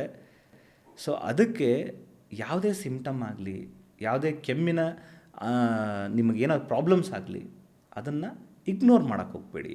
ಒಂದು ಒಪಿನಿಯನ್ ತೊಗೊಂಡು ಅದಕ್ಕೆ ಕರೆಕ್ಟಾಗಿ ಟ್ರೀಟ್ಮೆಂಟ್ ತೊಗೊಳ್ಳಿ. ಆ್ಯಸ್ ಅ ಕಾಫ್ ಎಕ್ಸ್ಪರ್ಟ್ ಈ ಥಿಂಗ್ಸ್ನ ನಾನು ಹೇಳೋಕ್ಕೆ ಇಷ್ಟಪಡ್ತೀನಿ. ಹಾಗೆ ನೀವು ಕೆಮ್ಮಿನಲ್ಲಿ ರಕ್ತ ಅಂತ ಹೇಳಿ ಮಾತಾಡ್ತಾ ಇದ್ರಿ. ಈ ಕೆಲವೊಬ್ಬರಿಗೆ ಕೆಮ್ಮು ಬಂದಾಗ ರಕ್ತ ಬಂದ್ಬಿಡುತ್ತೆ, ನನಗೆ ಕ್ಯಾನ್ಸರ್ ಬಂದಿದೆನೋ ಅನ್ನೋ ಒಂದು ಭಯದಲ್ಲಿ ಬದುಕ್ತಾರೆ. ಸೊ ಅದು ಯಾವ ಒಂದು ಆ್ಯಂಗಲೇ ನಾವು ನೋಡ್ಬೋದು, ಅದನ್ನು ಯಾವ ಥರ ಅವರು ಅದನ್ನು ಸ್ವೀಕರಿಸಬೇಕು, ಹೇಗೆ ಡಾಕ್ಟ್ರನ್ನ ಮೀಟ್ ಮಾಡಬೇಕು ಆ್ಯಕ್ಚುಲಿ? ಎಸ್, ಕೆಲವು ಜನ ಹೇಗಿದ್ದಾರೆ ಅಂದರೆ ತುಂಬ ಹೈಪರಾಗಿ ಬಂದುಬಿಡ್ತಾರೆ. ಇನ್ನು ಕೆಲವು ಜನ ಎಷ್ಟೇ ಸಿವಿಯರ್ ಆದ್ರೂ ಹೋಗ್ಲಿ ಬಿಡು ಅಂತ ಹೇಳಿ ಅನ್ಕೊಂಬರ್ತಾರೆ. That is where the role of pulmonologist or the cough expert comes. He is the expert, he has seen. ನಿಮಗೆ ನೀವು ಒಬ್ಬರೇ, ಆದರೆ ಪಲ್ಮನಾಲಜಿಸ್ಟಿಗೆ ನಿಮ್ಮಂಥ 1000 ಜನ ನೋಡಿರ್ತಾನೆ ಅವರು. ಸೊ ಅವರಿಗೆ ಇದು ಆಘಾತಕಾರಿಯಾಗುವಂತಹ ಬ್ಲಡ್ ವಾಮಿಟಿಂಗ ಅಥವಾ ಆಘಾತಕಾರಿಯಂಥ ಈ ಬ್ಲಡ್ ಸ್ಫುಟಮ್ಮ ಅವ್ರು ಹೇಳ್ತಾರೆ, ಅವ್ರು ಅನಲೈಸಿಸ್ ಮಾಡ್ತಾರೆ ಅದನ್ನು, ಅದಕ್ಕೆ ಮುಂದಾಗುವಂಥ ಇನ್ವೆಸ್ಟಿಗೇಷನ್ಸ್ ಮಾಡ್ತಾರೆ. ಹೌದು. ಆವಾಗ ಅದು ಕೆಲವು ಜನ ಬ್ರಷ್ ಮಾಡ್ತಾ ಇರ್ತಾರೆ ಬೆಳಗ್ಗೆ, ಜೋರಾಗಿ ಇದೊಂದು ಒಂದು ಬ್ಯಾಡ್ ಹ್ಯಾಬಿಟ್, ಕ್ಯಾಕರ್ಸ್ ಕಫ ತೆಗಿತೀನಿ ಅಂತ ಹೇಳ್ತಾರೆ. ಹೌದು. ಕಫ ಒಂದು ಬೈ ಪ್ರಾಡಕ್ಟ್ ಇದ್ದಂಗೆ ನಮ್ಮ ಲಂಗ್ಸ್, ಅದು ಪಾಡಿಗೆ ಅದು ಹೋಗುತ್ತೆ. ನೀವೇನು ಜೋರಾಗಿ ಕ್ಯಾಕರ್ಸ್ ತೆಗಿಯೋ ಅವಶ್ಯಕತೆ ಇಲ್ಲ.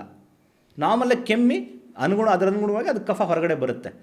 ಜೋರಾಗಿ ಟ್ರೌಮಾಟಿಕ್ ಆಗಿ ಬ್ಲಡ್ ಮಾಡ್ಕೊಂಡ್ಬಿಟ್ಟು ಹೆದರ್ಕೊಂಡು ಓಡೋಡಿ ಬಂದುಬಿಟ್ರೆ ಫ್ಲೈಟ್ ಆರ್ ಫೈಟ್ ಮೋಡಲ್ಲಿ ಬರ್ತಾರೆ, ಹೆದರ್ಕೊಂಡು anxiety induces flight and they will come to a clinic, ಬಂದುಬಿಟ್ಟು ರಕ್ತ ಬಂತು ಅಂತ ಹೇಳಿ. ಹೌದು. ಸೊ ಸೆಲ್ಫ್ ಇಂಡ್ಯೂಸ್ಡ್ ಕಾರಣದಿಂದನೂ ರಕ್ತ ಬರ್ಬೋದು, ಅಥವಾ ಮೂಗಲ್ಲಿ ಏನಾದರೂ ಟ್ರೌಮಾ ಆಗಿದ್ರೆ ಅದರಿಂದನೂ ರಕ್ತ ಬರ್ಬೋದು, ಹಲ್ಲಲ್ಲಿ ಏನಾದರೂ ತೊಂದರೆ ಇದ್ದರೆ ಅಲ್ಲಿಂದ ಜೊಲ್ಲೆಲ್ಲ ರಕ್ತದ ಜೊಲ್ಲು ಎದೆಗೆ ಹೋಗಿ ಅದರಿಂದನೂ ಬರ್ಬೋದು, ಅಥವಾ ಲಂಗ್ಸಲ್ಲಿ ಏನಾದರೂ ಪ್ರಾಬ್ಲಮ್ಸ್ ಇದ್ದರೆ, ಇನ್ಫೆಕ್ಷನ್ಗಳು, ಪಸ್ ಆಗಿದ್ದರೆ, ನಿಮೋನಿಯಾ ಆಗಿದ್ದರೆ, ಇಂಡಿಯಾದಲ್ಲಿ ಟಿ ಬಿದು ಬ್ರಾಂಕೆಕ್ಟೈಸಸ್ ಅಂತ ಒಂದು ಕಾಂಪ್ಲಿಕೇಶನ್ ಇದೆ, ಅದು ಆಗಿದ್ದರೆ, ಇವೆಲ್ಲ ಹಲವಾರು ರೀಸನ್ಗಳಿರ್ತವೆ. ಆ ಹಲವಾರು ರೀಸನ್ ಸಾರ್ಟ್ ಔಟ್ ಮಾಡಿ ನಿಮ್ಗೆ ಹೇಳೋದಕ್ಕೇ ಕಾಫ್ ಎಕ್ಸ್ಪರ್ಟ್ ಇರೋದು. ಅದಕ್ಕೋಸ್ಕರನೇ ನೀವು ಅವ್ರ ಹತ್ರ ಪೇಯ್ಡ್ ಕನ್ಸಲ್ಟೇಷನ್ ತೊಗೊಳೋದು. ಇವನ್ನೆಲ್ಲ ಕ್ವಶನ್ಸ್ ಮಾಡಬೇಕಾಗತ್ತೆ ಜನ. The intention of today's podcast is ನಮ್ಮ ಜನಕ್ಕೆ ಕೆಮ್ಮು ಬಗ್ಗೆ ಆಗಲಿ ಅಥವಾ ಒಬ್ಬ ಕಾಫ್ ಎಕ್ಸ್ಪರ್ಟ್ ಆಗಿ ಎಲ್ಲರಿಗೂ ನಾವು ತಿಳಿಸ್ಕೊಡೋದೇನು ಅಂತಂತಂದರೆ, ಕೆಮ್ಮು ಬಗ್ಗೆ ಒಂದು ಅರಿವಿರಲಿ, ಅದೊಂದು ಜ್ಞಾನ ಇರಲಿ. ಸುಮ್ಮನೆ ಭಯಭೀತರಾಗೋದು ಬೇಡ. ಅದನ್ನು ಕರೆಕ್ಟಾಗಿ ನಿಮಗಿರುವಂತಹ ನಿಮ್ಮ ಹತ್ರದಲ್ಲಿರುವಂಥ ಎಕ್ಸ್ಪರ್ಟ್ ಹತ್ರ ತೋರಿಸ್ಕೊಂಡು ನೀವು ಅದಕ್ಕೆ ಟ್ರೀಟ್ಮೆಂಟ್ ತೊಗೊಂಡ್ರೆ ಸರಿ ಹೋಗ್ಬಿಡುತ್ತೆ. ಅದು ಬಿಟ್ಟು ತುಂಬ ಇದರಿಂದ ಫೈನಾನ್ಷಿಯಲ್ ಬರ್ಡನ್ ಮಾಡ್ಕೊಳೋದು ಬೇಡ, ಸಫರ್ ಆಗೋದು ಬೇಡ, ಮತ್ತು ಅನ್ನೆಸೆಸರಿ ಯಾವುದೇ ಒಂದು ಆಂಗ್ಸೈಟಿಗೆ ನೀವು ಬಲಿಯಾಗೋದು ಬೇಡ. ಸೊ ಹಾಗಾಗಿ ನೀವು ಹೇಳ್ತಾ ಇರೋದು ಏನಂತ ಹೇಳಿದ್ರೆ, ಕೆಮ್ಮಿನಲ್ಲಿ ರಕ್ತ ಬರ್ತಾ ಇದೆ ಅಂತ ಹೇಳಿದ್ರೆ ಇಮಿಡಿಯೇಟಾಗಿ ನಾವು ಆಂಗ್ಸೈಟಿ ಆಗಿಬಿಟ್ಟು ಫಿಯರ್ಫುಲ್ ಆಗಿ ಸೊ ಡಾಕ್ಟರ್ ಹತ್ರ ಓಡಿ ಹೋಗ್ತಾರೆ. ಎಸ್ಪೆಷಲಿ ಹೋಗಬೇಕು, ಬಟ್ ಯಾವ ಡಾಕ್ಟರ್ ಹತ್ರ ಹೋಗಬೇಕು ಅನ್ನೋದನ್ನು ಕಾಮಾಗಿ ಆಲೋಚನೆ ಮಾಡಿದಾಗ ಅದಕ್ಕೊಂದು ಸೊಲ್ಯೂಷನ್ ಇದೆ ಅನ್ನೋದು ಕೂಡ ನೀವು ಹೇಳ್ತಾ ಇದ್ದೀರಾ. ಆ್ಯಕ್ಚುಲಿ ಇವಾಗ ವೈರಲ್ ಕಾಫ್ ಅನ್ನೋದು ತುಂಬ ಜನಕ್ಕೆ ಅದ್ರ ಬಗ್ಗೆ ಅವೇರ್ನೆಸ್ ಇದೆ. ಆ್ಯಕ್ಚುಲಿ ಹೇಳಬೇಕಂದ್ರೆ ವೈರಲ್ ಕಾಫ್ ಬಂದಾಗ ಅವ್ರು ಅನುಭವಿಸ್ತಕ್ಕಂಥ ಒಂದು ಪರಿಸ್ಥಿತಿ ನೋಡೋಕ್ಕಾಗಲ್ಲ ಆ್ಯಕ್ಚುಲಿ. ಸೊ ಆ ಒಂದು ವೈರಲ್ ಕಾಫ್ ಅನ್ನೋದು ಬಂದಾಗ ಯಾವ ರೀತಿ ಇರಬೇಕು? ಸೊ ಅದ್ರ ಬಗ್ಗೆ ಸ್ವಲ್ಪ ಅವೇರ್ನೆಸ್ ಕೊಡ್ತೀರಾ? ಆ್ಯಕ್ಚುಲಿ ಪೋಸ್ಟ್ ವೈರಲ್ ಟ್ರೇಕಿಯೋಬ್ರಾಂಕೈಟಿಸ್ ಅಂತ ಹೇಳ್ತೀವಿ. ಇದು ಕೋವಿಡ್ ತದನಂತರ ದಿವಸದಲ್ಲಿ ತುಂಬ ಕಾಮನ್ ಆಗಿ ನಾವು ನಮ್ಮ ಪ್ರಾಕ್ಟೀಸಲ್ಲಿ ನೋಡ್ತಾ ಇದ್ದೀವಿ. ಏನಿದು ಪೋಸ್ಟ್ ವೈರಲ್ ಟ್ರೇಕಿಯೋಬ್ರಾಂಕೈಟಿಸ್? ಪ್ರತಿಯೊಂದು ಮನೆಯಲ್ಲೂ ಎಲ್ಲರೂ ಇದಕ್ಕೆ ಒಂದಲ್ಲ ಒಂದು ದಿವಸ ನೀವು ಸಫರ್ ಆಗಿದ್ದೀರ. ಏನಾಗುತ್ತೆ, ಒಂದು ದಿವಸ ನಿಮಗೆ ಒಂದು ಫೀವರ್ ಬರುತ್ತೆ ಅಥವಾ ಕೋಲ್ಡ್ ಬರುತ್ತೆ, ಆಮೇಲೆ 2 ದಿವಸದಲ್ಲಿ ಸೋರ್ ಥ್ರೋಟ್ ಬರುತ್ತೆ, ಆಮೇಲೆ ಭಯಂಕರವಾಗಿದ್ದು ಕಾಫ್ ಬರುತ್ತೆ. ನೀವು ಸುಮ್ಮನೆ ಒಂದು ಆ್ಯಂಟಿಬಯೋಟಿಕ್ ತೊಗೋತೀರಾ, ಏನೋ ಕಾಫ್ ಸಿರಪ್ ತೊಗೋತೀರಾ, ಏನು ತೊಗೊಂಡ್ರೂ ಕಡಿಮೆ ಆಗ್ತಿರಲ್ಲ, ಕೆಮ್ಮಿ ಸುಸ್ತಾಗ್ತಾ ಇರ್ತೀರ.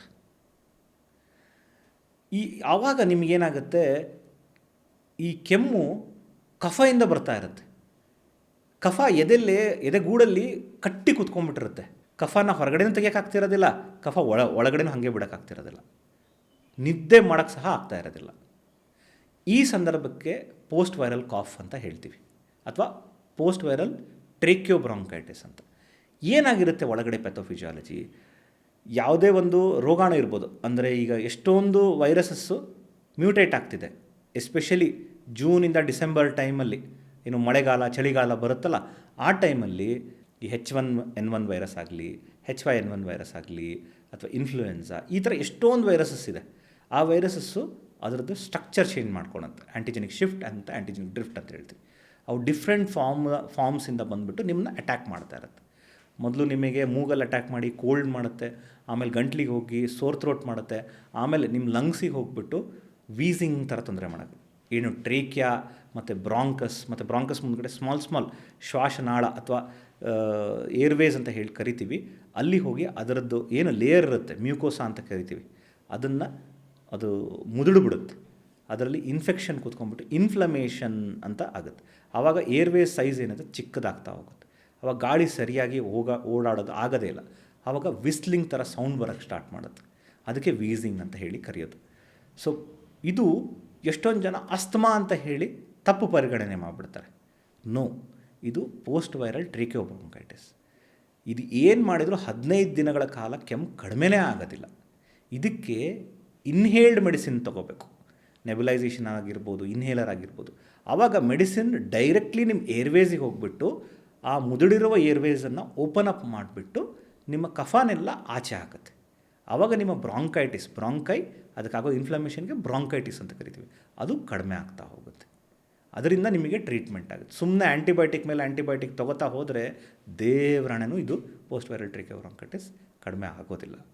ಇವಾಗ ಮೆಡಿಕಲ್ ಎಮರ್ಜೆನ್ಸಿ ಸಂದರ್ಭದಲ್ಲಿ ಸೊ ಫ್ಯಾಮಿಲೀಸ್ ಮಾಡ್ತಕ್ಕಂಥ ಒಂದು ಬಿಗ್ಗೆಸ್ಟ್ ಫೈನಾನ್ಷಿಯಲ್ ಮಿಸ್ಟೇಕ್ಸ್ ಏನಿರ್ಬೋದು? ಸೊ ಅದನ್ನು ಯಾವ ಥರ ಅವರು ಟ್ಯಾಕಲ್ ಮಾಡಬೇಕು ಅಂತ ಹೇಳ್ತೀರಾ? ಯಾಕಂದರೆ ಒಂದು ಸಂದರ್ಭನ ನಿಮಗೆ ಎಕ್ಸ್ಪ್ಲೇನ್ ಮಾಡ್ತೀನಿ ಇಲ್ಲಿ. ತುಂಬ ಸಿವಿಯರ್ ಆಗಿ ಅವ್ರಿಗೆ ತೊಂದರೆ ಆಗಿರುತ್ತೆ. ಆ್ಯಕ್ಚುಲಿ ಮನೆಯಲ್ಲಿ ಎಲ್ಲಿ ಅಡ್ಮಿಟ್ ಮಾಡಬೇಕು, ಎಲ್ಲಿ ಹೋಗಬೇಕು ಅನ್ನೋದು ಗೊತ್ತಾಗಿರೋದಿಲ್ಲ. ಸೊ ನಿಯರೆಸ್ಟ್ ಹಾಸ್ಪಿಟ್ಲ್ ಅಂತ ಹೇಳಿ ಹೋಗ್ಬಿಡ್ತಾರೆ, ದೊಡ್ಡ ಹಾಸ್ಪಿಟ್ಲಿಗೆ ಹೋಗ್ತಾರೆ. ಅಲ್ಲಿ ಹೋದಾಗ ಅಲ್ಲಿ ಸಿಗ್ತಕ್ಕಂಥ ಟ್ರೀಟ್ಮೆಂಟ್ನ ಅವರಿಗೆ ತೊಗೊಳಕ್ಕಾಗೋದಿಲ್ಲ. ಸೊ ಹಾಗಾಗಿ ಅಲ್ಲಿಂದ ಪೇಷಂಟ್ನ ಶಿಫ್ಟ್ ಮಾಡಿಕೊಂಡು ಬೇರೆ ಕಡೆ ಅವ್ರಿಗೆ ಎಲ್ಲಿ ಫೈನಾನ್ಷಿಯಲಿ ಸೂಟ್ ಆಗೋಂಥ ಹಾಸ್ಪಿಟ್ಲಿಗೆ ಹೋಗೋಷ್ಟೊತ್ತಿಗೆ ಆ ಪೇಷಂಟ್ ಪರಿಸ್ಥಿತಿ ಅನ್ನೋದು ಒಂದು ಸಿವಿಯರಿಟಿಗೆ ಹೋಗ್ಬಿಡುತ್ತೆ ಆ್ಯಕ್ಚುಲಿ. ಸೊ ಹಾಗಾಗಿ ಇಲ್ಲಿ ಪೇಷಂಟ್ ಎಸ್ಪೆಷಲಿ ಕೇರ್ ಟೇಕರ್ಸ್ ಏನಿರ್ತಾರಲ್ಲ, ಅವರು ಕಾಳಜಿ ವಹಿಸಬೇಕಾಗಿರ್ತಕ್ಕಂಥದ್ದು ಏನು? ಎಸ್, ಇದಕ್ಕೆ ಒಂದೇ ಒಂದು ಉತ್ತರ ಅಂತಂತಂದರೆ medical insurance. Okay, medical insurance ಏನಕ್ಕೆ ಮಾಡಿದ್ದಾರೆ? ಇದು ಮಾಡಿರೋದೇ ಮೆಡಿಕಲ್ ಎಮರ್ಜೆನ್ಸಿಗೋಸ್ಕರ. ಈ ಮೆಡಿಕಲ್ ಇನ್ಶೂರೆನ್ಸ್ ತೊಗೋಬೇಕಾದ್ರೆ ಅಥವಾ ಯಾವ್ದು ತೊಗೋಬೇಕಂತ ನನ್ನ ಜನ ಕೇಳ್ತಾರೆ. ಸೊ ಯಾವುದಾದ್ರೂ ಕಂಪ್ನಿ ತೊಗೊಳ್ಳಿ, ನಾನೇನು ಅದನ್ನೇನು ಪ್ರಮೋಟ್ ಮಾಡೋಕ್ಕೆ ಹೋಗಲ್ಲ ಯಾವುದು, ಬಟ್ ಯಾವುದಾದ್ರೂ ಒಂದು ಮೆಡಿಕಲ್ ಇನ್ಶೂರೆನ್ಸ್ ನಿಮ್ಮ ಹತ್ರ ಇರಬೇಕು.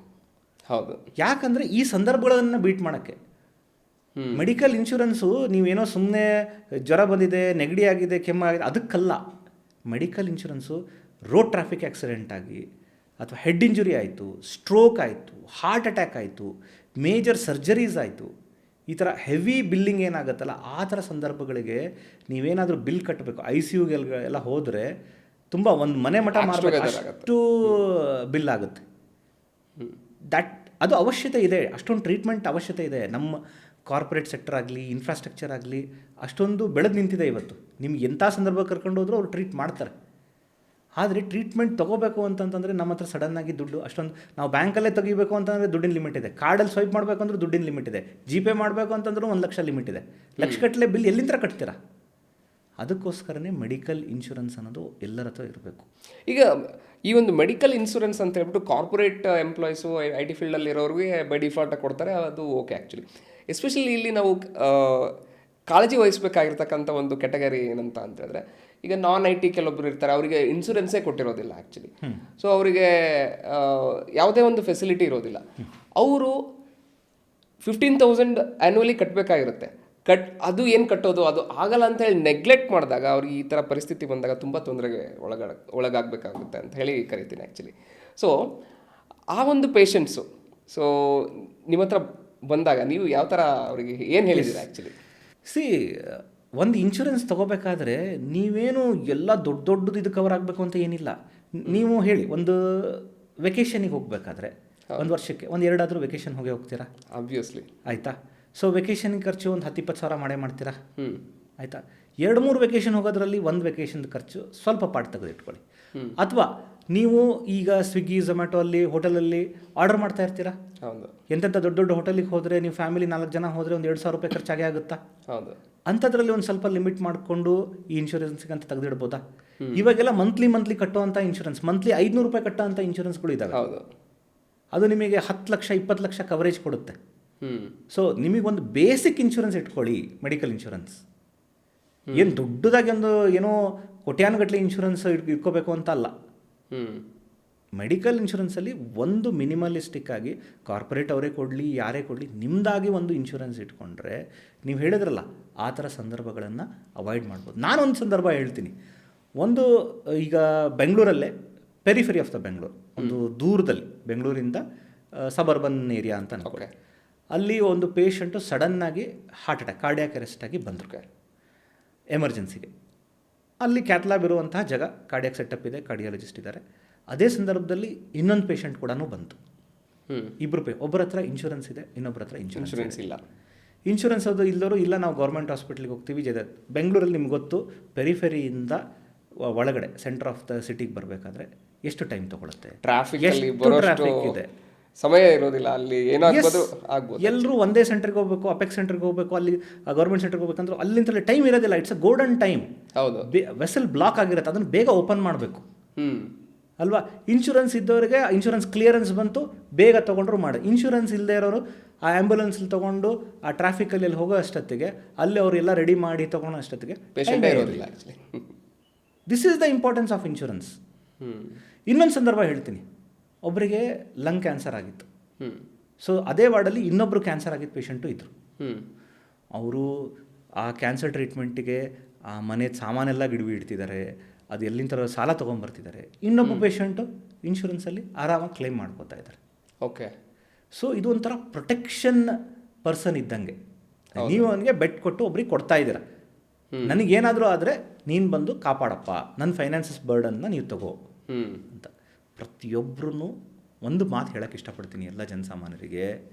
ಪ್ರತಿಯೊಬ್ಬರು ಒಂದು ಮಿನಿಮಲಿಸ್ಟಿಕ್ ಆದರೂ ಪರವಾಗಿಲ್ಲ, ಒಂದು ಇನ್ಶೂರೆನ್ಸ್, ಫ್ಯಾಮಿಲಿ ಇನ್ಶೂರೆನ್ಸ್ನ ಕಡ್ಡಾಯವಾಗಿ, ಇದೇನು 26ನೇ ಇಶ್ವಿ ಇದೆಯಲ್ಲ, ಇಂದಿನಿಂದ ಮುಂದೆ ಇರೋರು ಎಲ್ಲರಿಗೂ ಒಂದು ಇನ್ಶೂರೆನ್ಸ್ ಇರಲೇಬೇಕು, ಮೆಡಿಕಲ್ ಇನ್ಶೂರೆನ್ಸ್. ಸೊ ಹಾಗಾಗಿ ಈ ಒಂದು ಮೆಡಿಕಲ್ ಇನ್ಶೂರೆನ್ಸ್ ಇರೋದ್ರಿಂದ ನಾವು ಮೆಂಟಲಿ ಫ್ರೀ ಇರ್ತೀವಿ. ಆ್ಯಕ್ಚುಲಿ ಫೈನಾನ್ಷಿಯಲ್ ಬರ್ಡನ್ ಅನ್ನೋದು ಅಲ್ಲಿ ನಮಗೆ ಹೌದು.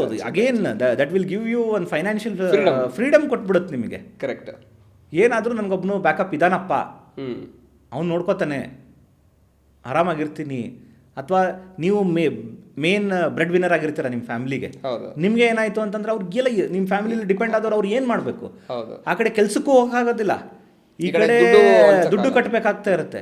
ಡಬಲ್ ಎಜ್ ಸ್ವಾಡ್ ಇದ್ದಂಗೆ ಅದು. ಒಂದು ಕ್ರಿಟಿಕಲ್ ಎಮರ್ಜೆನ್ಸಿ ಫ್ಯಾಮಿಲಿಲಿ ಬಂತು ಅಂತಂದರೆ ಕತ್ತಿಯಿಂದ 2 ಏಟ್ ಹಾಕ್ದಂಗೆ. ಅದಕ್ಕೋಸ್ಕರ ಎಮರ್ಜೆನ್ಸಿಗೆ ಒಂದು ಮೆಡಿಕಲ್ ಇನ್ಶೂರೆನ್ಸ್ ಬೇಕು ಅಂತ ಹೇಳಕ್ಕೆ ಇಷ್ಟ. ಆಮೇಲೆ ನೀವು ಹೇಳ್ತಾ ಹೋದ್ರೆ ಎಷ್ಟೋ ಜನ ಇವಾಗ ಇನ್ಶೂರೆನ್ಸ್ ಇಟ್ಕೊಂಡವರು ಟ್ರೀಟ್ಮೆಂಟ್ ತೊಗೋಬೋದು ಅಂತ ಹೇಳಿ, ಆಮೇಲೆ ಎಲ್ಲಾದರೂ ಅವರಿಗೆ ಟ್ರೀಟ್ಮೆಂಟ್ ಸಿಗುತ್ತೆ ನೆಟ್ವರ್ಕ್ ಹಾಸ್ಪಿಟಲ್ಸಲ್ಲಿ ಅಂತ ಹೇಳಿ, ಅದನ್ನು ಗೊತ್ತಿರ್ತಕ್ಕಂಥ ವಿಷಯ ಆ್ಯಕ್ಚುಲಿ. ಇವಾಗ ಬಿಗ್ ಹಾಸ್ಪಿಟಲ್ಲಿಗೆ ಹೋದಾಗ ಎಕ್ಸ್ಪೆನ್ಸಸ್ಸು ಯಾಕೆ ಜಾಸ್ತಿ ಆಗುತ್ತೆ? ಆಮೇಲೆ ಅಲ್ಲಿ ICUಗೆ ಹೋದರೆ ಕೆಲವೊಂದು ಟೈಮು ICUಗೆ ಅಡ್ಮಿಟ್ ಮಾಡಿದ್ದಾರೆ ಅಂತಂದರೆ ಹೊರಗಡೆ ಬರೋದು ಕಷ್ಟ, ಅವರು ಡೆಡ್ ಬಾಡಿನೇ ತೊಗೊಂಬರ್ಬೇಕು ಹೊರಗಡೆ ಅನ್ನೋ ಒಂದು ಮಿಸ್ಕನ್ಸೆಪ್ಷನ್ ತುಂಬ ಜನಕ್ಕೆ ಇದೆ ಆ್ಯಕ್ಚುಲಿ. ಎಸ್. ಸೊ ಈ ಒಂದು ಮಿಸ್ಕನ್ಸೆಪ್ಷನ್ ಇರೋದು ನಾನು ಕ್ಲಿಯರಾಗಿ ಹೇಳಕ್ಕೆ ಇಷ್ಟಪಡ್ತೀನಿ. ಏನಂತಂತಂದರೆ, ಇವಾಗ ನೀವು ಎಲ್ಲೋ ಒಂದು ಕಡೆ ಚಿಕ್ಕ ಹೋಟೆಲಲ್ಲಿ ದೋಸೆ ತಿಂತೀರ, ಅಲ್ಲಿರೋ ಪ್ರೈಸು ಒಂದು 5 ಸ್ಟಾರ್ ಹೋಟೆಲಲ್ಲಿ ಇರುವಂತಹ ದೋಸೆ ಪ್ರೈಸು ಚೇಂಜ್. ಅಥವಾ ಒಂದು ಚಿಕ್ಕ ಹೋಟೆಲಲ್ಲಿ ಒಂದು ಕಪ್ ಟೀ ಕುಡಿತೀರ, ಅಲ್ಲಿ ಪ್ರೈಸ್ 5 ಸ್ಟಾರ್ ಹೋಟೆಲಲ್ಲಿ ಎಷ್ಟು 1000 ಗಟ್ಟಲೆ ಸಿಗುತ್ತೆ, ಚಿಕ್ಕ ಹೋಟೆಲಲ್ಲಿ 10 ರೂಪಾಯಿಗೆ ಸಿಗುತ್ತೆ. ಸೊ ಡಿಫ್ರೆನ್ಸ್ ಇದೆ ಅಲ್ವಾ? ಆ ಥರ ನೀವು ದೊಡ್ಡ ಬ್ರ್ಯಾಂಡೆಡ್ ಹಾಸ್ಪಿಟ್ಲಿಗೆ ಹೋದಾಗ ಅವ್ರದ್ದೇ ಆದೊಂದು ಇನ್ಫ್ರಾಸ್ಟ್ರಕ್ಚರ್ ಇರುತ್ತೆ, ಅವ್ರದ್ದೇ ಆದೊಂದು ಎಕ್ಸ್ಪೆನ್ಸಸ್ ಇರುತ್ತೆ, ಪ್ರೋಟೋಕಾಲ್ಸ್ ಇರುತ್ತೆ, ಅವ್ರದ್ದು ಇನ್ವೆಸ್ಟ್ಮೆಂಟ್ಸ್ ಇರುತ್ತೆ ಅಲ್ಲಿ. ಆ ಥರ ನಿಮಗೆ ಚೆನ್ನಾಗಿರೋ ಕೇಕು ತಿನ್ನಬೇಕು, ಆದರೆ ದುಡ್ಡನ್ನು ಕೊಡಬಾರ್ದು ಅಂತಂತಂದರೆ ಹೇಗೆ ಸಾಧ್ಯ? ಸೊ ಅಲ್ಲಿ ಅವ್ರಿಗೆ ಅದು ಎಕ್ಸ್ಪೆನ್ಸಸ್ ತಕ್ಕಂಗೆ ಅವ್ರು ಬಿಲ್ ಮಾಡ್ತಾರೆ. ಸೊ ಅಲ್ಲಿ ನಿಮಗೆ ಎಲ್ಲ ಎಕ್ಸ್ಪರ್ಟ್, ನೀವೇನಂದರೆ ಅವ್ರು ಕೇಳ್ಬೋದು, ನನಗೆ ಇದ್ರ ಬಗ್ಗೆ ಹೇಳಿ, ಇದ್ರ ಬಗ್ಗೆ ಕಂಪ್ಲೀಟಾಗಿ ಟ್ರೀಟ್ಮೆಂಟ್ ಬೇಕು, ಮಾಹಿತಿ ಬೇಕು, ಅದ್ರ ಟ್ರೀಟ್ಮೆಂಟ್ ಎಲ್ಲ ಅವರು ನಿಮಗೆ ಪ್ರೊವೈಡ್ ಮಾಡಬೇಕು. ಬಟ್ ಈ ಚಿಕ್ಕದು ಒಂದು ಸೆಟಪ್ನ ಒಂದು ದೊಡ್ಡ ಹಾಸ್ಪಿಟಲ್ಗೆ ಕಂಪೇರ್ ಮಾಡೋಕ್ಕೆ ಆಗೋದಿಲ್ಲ. That is why the expenses there it is more, the bills are more. Here the expenses. ಒಂದು ಈ ಪ್ರಸ್ತಾವನೆಯನ್ನು ಒಂದು ಸಂದರ್ಭದಿಂದ ನಾನು ಎಕ್ಸ್ಪ್ಲೇನ್ ಮಾಡೋಕ್ಕೆ ಇಷ್ಟಪಡ್ತೀನಿ. ಈಗ ICU ಪೇಷಂಟ್ ಹೋದಾಗ ಇಷ್ಟೊಂದು ಬಿಲ್ ಆಗುತ್ತೆ ಸರ್ ಅಂತ ಎಲ್ಲರೂ ಕೇಳ್ತಾರೆ. ಹೌದು, ಯಾಕೆ ಇಷ್ಟೊಂದು ಬಿಲ್ ಆಗುತ್ತೆ? ICU ಹಾಕ್ಬಿಟ್ರಪ್ಪ, ಸಿಕ್ಕಾಬಿಟ್ಟೆ ಬಿಲ್ ಮಾಡಿಬಿಟ್ರು. ಒಂದು ICU ಪೇಷಂಟು ಸುಮ್ಮನೆ ಯಾರೂ ಹಾಕೋದಿಲ್ಲ, ಅವ್ರು ಕ್ರಿಟಿಕಲ್ ಆಗಿರುತ್ತಲ್ಲ, ವೈಟಲ್ಸ್ ಎಲ್ಲ ಕಡಿಮೆ ಆಗುತ್ತೆ, BP, ಅವ್ರ ಪಲ್ಸು, ಹಾರ್ಟ್ ರೇಟ್, ಇದರಲ್ಲಿ ಯಾವುದೋ ಒಂದು ವ್ಯತ್ಯಾಸ ಆಗಿರುತ್ತೆ. ಇದರಲ್ಲೆಲ್ಲ ವ್ಯತ್ಯಾಸ ಆದರೆ ಅವರು ಎಮರ್ಜೆನ್ಸಿ ಡಿಕ್ಲೇರ್ ಆಗಿರ್ತಾರೆ. ಅವ್ರಿಗೆ 24 ಅವರ್ಸ್ ಮಾನಿಟರಿಂಗ್ ಬೇಕಾಗಿರುತ್ತೆ. 3 ಶಿಫ್ಟ್ಸಲ್ಲಿ ಡಾಕ್ಟರ್ ಕೆಲಸ ಮಾಡ್ತಾರೆ, 8 ಅವರ್ಸ್, ಅವ್ರದ್ದು ಎಕ್ಸ್ಪೆನ್ಸಸ್ ಇರುತ್ತೆ, ಅವ್ರಿಗೆ ಸ್ಯಾಲ್ರಿ ಕೊಡು. 3 ಶಿಫ್ಟಲ್ಲಿ ನರ್ಸಸ್ ಇರ್ತಾರೆ, 24 ಅವರ್ಸ್ ಅಲ್ಲೇ ಇರಬೇಕು, ಆ ಪೇಷಂಟ್ ನೋಡ್ತಾ ಇರಬೇಕು. ಸೊ ಅವ್ರು ಇರ್ತಾರೆ, ಅವ್ರಿಗೆ ಎಕ್ಸ್ಪೆನ್ಸ್ ಕೊಡಬೇಕು. ಅವ್ರು ವಾರ್ಡ್ ಕ್ಲೀನ್ ಮಾಡೋರು ಅವ್ರು ಇರ್ತಾರೆ. ನೆಕ್ಸ್ಟು ಆ ಬೆಡ್, ಸ್ಪೆಷಲ್ ಬೆಡ್ ಹಾಕ್ಬೇಕು ಅವ್ರಿಗೆ. ಆಮೇಲೆ ಅವ್ರದ್ದು ಕಾಟ್ ಎಕ್ಸ್ಪೆನ್ಸಸ್ ಬರ್ತದೆ, ಆ ಲೈಟ್ ಕಂಟಿನ್ಯೂಸ್ ಉರಿತಾ ಇರುತ್ತೆ, ಅಲ್ಲಿ AC ಕ್ಯಾಲ್ಕುಲೇಟ್ ಆಗುತ್ತೆ, ವೆಂಟಿಲೇಟರ್ ಇರುತ್ತೆ, ಇನ್ಫ್ಯೂಷನ್ ಪಂಪ್ ಕಂಟಿನ್ಯೂಸ್ ಆಗಿ ಇನ್ಫ್ಯೂಷನ್, ನಾರ್ಮಲ್ ಇಂಜೆಕ್ಷನ್ ಕೊಡಲ್ಲ, ಇನ್ಫ್ಯೂಷನ್ ಪಂಪ್ ಅಲ್ಲಿ ಹೋಗುತ್ತೆ, ಬ್ಲಡ್ ಹಾಕಬೇಕು, ಸ್ಪೆಷಲೈಸ್ಡ್ ಇಂಜೆಕ್ಷನ್ಸ್ ಹಾಕಬೇಕು, ಇನ್ವೆಸ್ಟಿಗೇಷನ್ಸ್ ಮಾಡ್ತಿರ್ಬೇಕು, ABG ಕಂಟಿನ್ಯೂಸ್ ಬ್ಲಡ್ ಮಾನಿಟರಿಂಗ್ ಮಾಡ್ತಾ ಇರಬೇಕು. ಎಷ್ಟು ಎಕ್ಸ್ಪೆನ್ಸಸ್ ಇರುತ್ತೆ. ಇದನ್ನೆಲ್ಲ ತಗೊಂಡಾಗ ಅಲ್ಲಿ ICU ಚಾರ್ಜಸ್ ಜಾಸ್ತಿ ಬರುತ್ತೆ. ಅದನ್ನ ಜನಸಾಮಾನ್ಯರು ಯೋಚನೆ ಮಾಡೋದಿಲ್ಲ. ಇದಕ್ಕೆ ಸೊಲ್ಯೂಷನ್ ಏನು? ಸುಮ್ಮನೆ ಗಲಾಟೆ ಮಾಡಕ್ಕೆ ಹೋಗ್ತಾರೆ. ಯಾವುದೋ ಒಂದು ಸಣ್ಣ ಹಾಸ್ಪಿಟ್ಲಲ್ಲಿ ಸುಮ್ಮನೆ ICU ನಾಮಕಾವಸ್ಥೆ ICU ಮಾಡಿ ಏನು ಫೆಸಿಲಿಟೀಸ್ ಕೊಡದೆ, ಯಾರು ಡಾಕ್ಟರ್ ಇಲ್ಲದೆ ಅದು ಮಾಡಿ, ಆ ಥರ ಕೆಲವೊಂದು ಬ್ಲ್ಯಾಕ್ ಶೀಪ್ಸ್ ಇರ್ತಾರೆ. ಅದರಿಂದ ನೀವು ದೂರ ಇರಬೇಕು. ನಾನು ಹೇಳ್ತೀನಿ ಅದ್ರ ಬಗ್ಗೆನೂ, ಹೇಗೆ ನೀವು ನಿಮ್ಮ ಡಾಕ್ಟರ್ನ ಕಂಡುಕೊಳ್ಬೇಕು, ಯಾರು ನಿಮ್ಮ ಚೆನ್ನಾಗಿರೋ ಡಾಕ್ಟರ್ ಅಂತ ಅದನ್ನ ಹೇಳ್ತೀನಿ. ಸೊ ಆ ಥರ ನೀವು ಇವತ್ತಿನ ದುನಿಯಾದಲ್ಲಿ ಯಾವುದೋ ಒಂದು ಆಸ್ಪತ್ರೆಗೆ ಹೋಗ್ತೀನಿ, ಏನೋ ಒಂದು ಟ್ರೀಟ್ಮೆಂಟ್ ತೊಗೋತೀನಿ ಅಂದರೆ ಆಗೋದಿಲ್ಲ. You have to choose your doctor, you have to choose your hospital. ಆವಾಗ ನಿಮಗೆ ಕೊಟ್ಟಿರುವಂತಹ ಬಿಲ್ ಆಗಲಿ, ನಿಮಗೆ ಕೊಟ್ಟಿರುವಂತಹ ಮೆಡಿಸಿನ್ ಆಗಲಿ, ನಿಮಗೆ ವರ್ತ್ ಅನ್ನೋದು ಗೊತ್ತಾಗುತ್ತೆ. ಇವಾಗ ಅವನಿಗೆ ಪೇ ಮಾಡೋದಕ್ಕೆ ಆಗದೆ ಇರತಕ್ಕಂಥ ಒಬ್ಬ ಪರ್ಸನ್ ಅಂತ ಅನ್ಕೊಳ್ಳಿ, ಬಟ್ ಅವನಿಗೆ ಲೈಫ್ನ ಉಳಿಸ್ಕೋಬೇಕಾಗಿರುತ್ತೆ. ಸೊ ಅವಾಗ ಆ ಒಂದು ಎಕ್ಸ್ಪರ್ಟ್ ಡಾಕ್ಟರ್ ಬಂದ್ಬಿಟ್ಟು ಬಿಗರ್ ಹಾಸ್ಪಿಟಲ್ಸ್ ಅಲ್ಲೇ ಇರ್ತಾರೆ ಆಕ್ಚುಲಿ ಹೇಳ್ಬೇಕಾದ್ರೆ. ಆ ಒಂದು ಪೇಷಂಟು, ಸೊ ಅವನ ಮನಸ್ಥಿತಿ ಹೇಗೆ ಇದನ್ನ ನಿಭಾಯಿಸ್ಬೋದು? ಅದಕ್ಕೋಸ್ಕರ ಅಂತಾನೆ ಮೆಡಿಕಲ್ ಕಾಲೇಜಸ್ ಅಂತ ಇದೆ. ಇದಕ್ಕೆ ಬೆಸ್ಟ್ ಸೊಲ್ಯೂಷನ್ ಹೇಳ್ತೀನಿ, he can go to the medical colleges. Okay, ನಮ್ಮ ಬೆಂಗಳೂರಲ್ಲೇ 10-15 ಮೆಡಿಕಲ್ ಕಾಲೇಜಸ್ ಇದೆ. ಅಲ್ಲಿ ಈ ಕಾರ್ಪೊರೇಟ್ ಹಾಸ್ಪಿಟಲ್ಸ್ನ ಕಂಪೇರ್ ಮಾಡಿದ್ರೆ ಕಡಿಮೆ ಖರ್ಚಿನಲ್ಲಿ ಟ್ರೀಟ್ಮೆಂಟ್ ಆಗುತ್ತೆ. ಅಂತ ಒಂದು ಆಸ್ಪತ್ರೆಯಲ್ಲಿ ಅವ್ರು ಏನ್ ಮಾಡ್ತಾರೆ, ಸ್ವಲ್ಪ ಜೂನಿಯರ್ ಡಾಕ್ಟರ್ಸ್ ಇರ್ತಾರೆ, ಸೀನಿಯರ್ ಡಾಕ್ಟರ್ಸ್ ಗೈಡೆನ್ಸ್ ಇರುತ್ತೆ. ಆದ್ರೆ ಕೆಲವು ಜನಕ್ಕೆ ಏನಿಲ್ಲ, ನಮಗೆ ಬೆಸ್ಟ್ ಡಾಕ್ಟರೇ ಬೇಕು, ನಮಗೆ ಬೆಸ್ಟ್ ಟ್ರೀಟ್ಮೆಂಟೇ ಬೇಕು, ಆದ್ರೆ ದುಡ್ಡು ಖರ್ಚು ಮಾಡಂಗಿಲ್ಲ. ಅದೇ ಹೇಗೆ ಸಾಧ್ಯ? ಸೊ ದುಡ್ಡು ಕಾಂಪ್ರಮೈಸ್ ಮಾಡೋದಲ್ಲಿ ಬೇರೆ ದಾರಿಗಳು ಇರ್ತವೆ. ಸೊ ಮೆಡಿಕಲ್ ಕಾಲೇಜಸ್ ಅಲ್ಲಿ ಹೋದಾಗ ಅವರು ನಿಮಗೆ ಸ್ವಲ್ಪ ಕಡಿಮೆ ಖರ್ಚಲ್ಲಿ ಈಕ್ವಲಿ ಗುಡ್ ಟ್ರೀಟ್ಮೆಂಟ್ ಕೊಡ್ತಾರೆ. ಎಷ್ಟೋ ಜನ ಕೆಮ್ಮು ಬಂದಾಗ ತುಂಬಾ ಕಡೆ ಸುತ್ತಾಡ್ತಾರೆ. ಡಾಕ್ಟರ್ ಹತ್ರ, ಜನರಲ್ ಫಿಸಿಷಿಯನ್ ಹತ್ರ ಕೆಲವೊಬ್ರು ಹೋಗ್ತಾರೆ, ಆಮೇಲೆ ಇನ್ನೊಬ್ರು ಹೇಳಿದ್ರು ರಿಲೇಟಿವ್ ಗೊತ್ತಿರ್ತಕ್ಕಂಥ ಡಾಕ್ಟರ್ ಅಂತ ಹೇಳಿ ಅಲ್ಲಿ ಹೋಗ್ತಾರೆ, ಮತ್ತೆ ಇನ್ನೊಂದು ಊರಿಗೆ ಹೋಗ್ತಾರೆ. ಎಲ್ಲಾ ಕಡೆ ಸುತ್ತಾಡಿ ಬಂದಿರತಕ್ಕಂಥ ಪೇಷಂಟ್ ನಿಮ್ಮ ಹತ್ರ ಇದಾರ? ಆಮೇಲೆ ಆ ಪೇಷಂಟ್ ಟ್ರೀಟ್ ಮಾಡಿರ್ತಕ್ಕಂಥ ಒಂದು ಉದಾಹರಣೆ ಹೇಳ್ತಾರೆ. ನಮ್ಮ ಇಂಡಿಯಾದಲ್ಲಿ ಕೆಮ್ಮಿನ ಟ್ರೀಟ್ಮೆಂಟ್ ಮನೇಲೆ ಸ್ಟಾರ್ಟ್ ಆಗುತ್ತೆ. ಹೌದು, ಡಾಕ್ಟರ್ ಹತ್ರ ಹೋಗಿ ಸ್ಟಾರ್ಟ್ ಆಗಲ್ಲ, ಮನೇಲೆ ಸ್ಟಾರ್ಟ್ ಆಗುತ್ತೆ. ಸೊ ಅವರು ಕಷಾಯ ಟ್ರೈ ಮಾಡಬೇಕು, ಆಮೇಲೆ ಪಕ್ಕದ ಮನೆಯವ್ರು ಹೇಳಿದ್ದು ಅದನ್ನ ಕೇಳಬೇಕು, ಆಮೇಲೆ ಅವರೇ ಹೋಗಿ ಮೆಡಿಕಲ್ ಶಾಪಲ್ಲಿ 1-2 ಆಂಟಿಬಯೋಟಿಕ್ ಟ್ರೈ ಮಾಡ್ತಾರೆ, ಅದು ಆಗಬೇಕು. ಅದು ಆಗಿಲ್ಲ ಅಂದರೆ ಆಫೀಸಲ್ಲಿ ಹೋಗ್ತಾರೆ, ಅಲ್ಲಿ ಅವ್ರ ಫ್ರೆಂಡ್ಸಿಗೆ ಯಾವುದೋ ಒಂದು ಟ್ರೀಟ್ಮೆಂಟ್ ಕೊಟ್ಟಿರ್ತಾರೆ, ಅದನ್ನ ಫಾಲೋ ಮಾಡಿ ಟ್ರೈ ಮಾಡ್ತಾರೆ. ಮೆಡಿಸಿನ್ ಅದು ಒಂದು 2-3 ಡೇಸ್ ಟ್ರೈ ಮಾಡ್ತಾರೆ. ಅದನ್ನ ಟ್ರೈ ಮಾಡಾದ್ಮೇಲೆ ಮತ್ತೆ ChatGPT ಕೇಳ್ತಾರೆ, ಗೂಗಲ್ ಅಲ್ಲಿ ಕೇಳ್ತಾರೆ, ಅವು 1-2 ರೆಮಿಡೀಸ್ ಹೇಳುತ್ತೆ, ಅದನ್ನ ಟ್ರೈ ಮಾಡ್ತಾರೆ. ಇದು ಎಲ್ಲ ಆದ್ಮೇಲೆ ಡಾಕ್ಟರ್ ಹತ್ರ ಹೋಗ್ತಾರೆ. ಅದ್ರ ಬದಲು ಕರೆಕ್ಟಾಗಿ ಅವರು ಕೆಮ್ಮಿನ ಸ್ಪೆಷಲಿಸ್ಟ್ ಹತ್ರ ಬಂದ್ರೆ, ಅವರು ಮೊದಲು ಒಂದು ಜನರಲ್ ಡಾಕ್ಟರ್ ಹತ್ರ ಹೋಗ್ತಾರೆ, ಆಮೇಲೆ ಒಂದು ಫಿಸಿಷಿಯನ್ ಹತ್ರ ಹೋಗ್ತಾರೆ, ಅವರು ಒಂದು ಸ್ವಲ್ಪ ಮೆಡಿಸಿನ್ ಕೊಡ್ತಾರೆ. ಸೊ ಜನರು ಕೆಮ್ಮಿಗೆ ತೊಂದರೆ ಇದ್ದಾಗ ಹೇಗೆ ಅವರು ಈಗ ಒಂದು ಕಾರ್ ಪ್ರಾಬ್ಲಮ್ ಆದ್ರೆ ಕಾರ್ ಮೆಕ್ಯಾನಿಕ್ ಹತ್ರ ಹೋಗ್ತಾರೆ, ಅದೇ ಒಂದು ಮನೆಯಲ್ಲಿ ಮಿಕ್ಸರ್ ರಿಪೇರಿ ಆದ್ರೆ ಮಿಕ್ಸರ್ ರಿಪೇರಿ ಅವನ ಹತ್ರ ಹೋಗ್ತಾರೆ, ಒಂದು ಫ್ಯಾನ್ ಪ್ರಾಬ್ಲಮ್ ಆದ್ರೆ ಎಲೆಕ್ಟ್ರಿಷಿಯನ್ ಹತ್ರ ಹೋಗ್ತಾರೆ. ಕೆಮ್ಮು ಪ್ರಾಬ್ಲಮ್ ಅಂತಂದ್ರೆ ಯಾರು ಕೆಮ್ಮು ಡಾಕ್ಟರ್ ಹತ್ರ ಹೋಗೋದೇ ಇಲ್ಲ. ಹೌದು. ಸೊ ನಾನೇನು ಹೇಳಕ್ ಇಷ್ಟಪಡ್ತೀನಿ ಅಂತಂದ್ರೆ, ಕೆಮ್ಮಿನ ಸಂದರ್ಭದಲ್ಲಿ ಊರೂರು ಸುತ್ತದೆ, ಇವ್ರ ಮಾತು ಕೇಳದೆ, ಕೆಮ್ಮಿಗೂ ಅಂತ ಸ್ಪೆಷಲಿಸ್ಟ್ ಇರ್ತಾರೆ, ಅವ್ರ ಹತ್ರ ನೀವು ಹೋಗಿ ತೋರಿಸಿದಾಗ ನಿಮಗೆ ಆಗುವ ಎಕ್ಸ್ಪೆನ್ಸ್, ಮತ್ತೆ ನಿಮ್ಗಾಗುವ ಬಾಡಿಯಲ್ಲಿ ಡ್ಯಾಮೇಜ್, ಮತ್ತೆ ನಿಮ್ಮ ಸಫರಿಂಗ್ಸ್, ಇವು ಮೂರೂ ಕಡಿಮೆ ಆಗುತ್ತೆ. ಇದಕ್ಕೊಂದು ಎಕ್ಸಾಂಪಲ್, ನನ್ನ ಒಂದು ಪೇಷಂಟು, ಅವ್ರಿಗೆ ಆಗಿದ್ದು ಏರ್ವೇ ಡಿಸೀಸ್, ಅಂದ್ರೆ ಅಸ್ತಮಾ ಡಿಸೀಸ್ ತರ ಇತ್ತು. ಪ್ರೆಸೆಂಟೇಷನ್ ಅಸ್ತಮಾ ತರ ಇತ್ತು, ಬಟ್ ಅವ್ರಿಗಿರೋ ರೀಸನ್ನೇ ಬೇರೆ ಇತ್ತು. ಅವರು ನನ್ನ ಹತ್ರ ತೋರ್ಸಕ್ ಬಂದ್ರು, ಎಲ್ಲ ಕಡೆ ಸುತ್ತಾಡಿದ್ದಾರೆ. ಅವ್ರು ಬಂದಿದ್ದು ಒಂದು ಹುಬ್ಳಿ ಸೈಡಿಂದ ಒಂದು ಅಪಾರ್ಟ್ಮೆಂಟ್ ಅಲ್ಲಿ ಇರ್ತಿದ್ರು.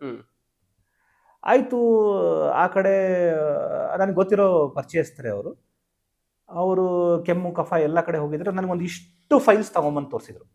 ಅಲ್ಲಿ ಹೋಗಿದ್ದೆ ಸರ್, ಇವ್ರ ಹತ್ರ ಹೋಗಿದ್ದೆ ಸರ್, ಆ ಮೆಡಿಸಿನ್ ಮಾಡಿದೆ ಸರ್, ಆಯುರ್ವೇದಿಕ್, ಹೋಮಿಯೋಪತಿ ಎಲ್ಲ ಮಾಡಿದ್ರು. ಅಂದ್ರೆ ನಾನು ಅವ್ರ ಫ್ರೆಂಡ್ ಹತ್ರ ಕೂತಿದ್ದೆ, ಅವ್ರ ಮೇಲೆ ಇವ್ರು ಕೆಮ್ಮು ಎಕ್ಸ್ಪರ್ಟ್ ಬಂದಿದ್ದಾರೆ ಅಂತ ಎಲ್ಲ ಫೈಲ್ ಬಂದು ತೋರಿಸಿದ್ರು.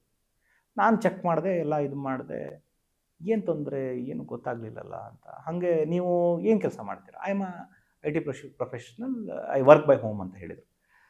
ಹೌದಾ, ಎಲ್ಲಿ ಕೂತಿರ್ತೀರಾ?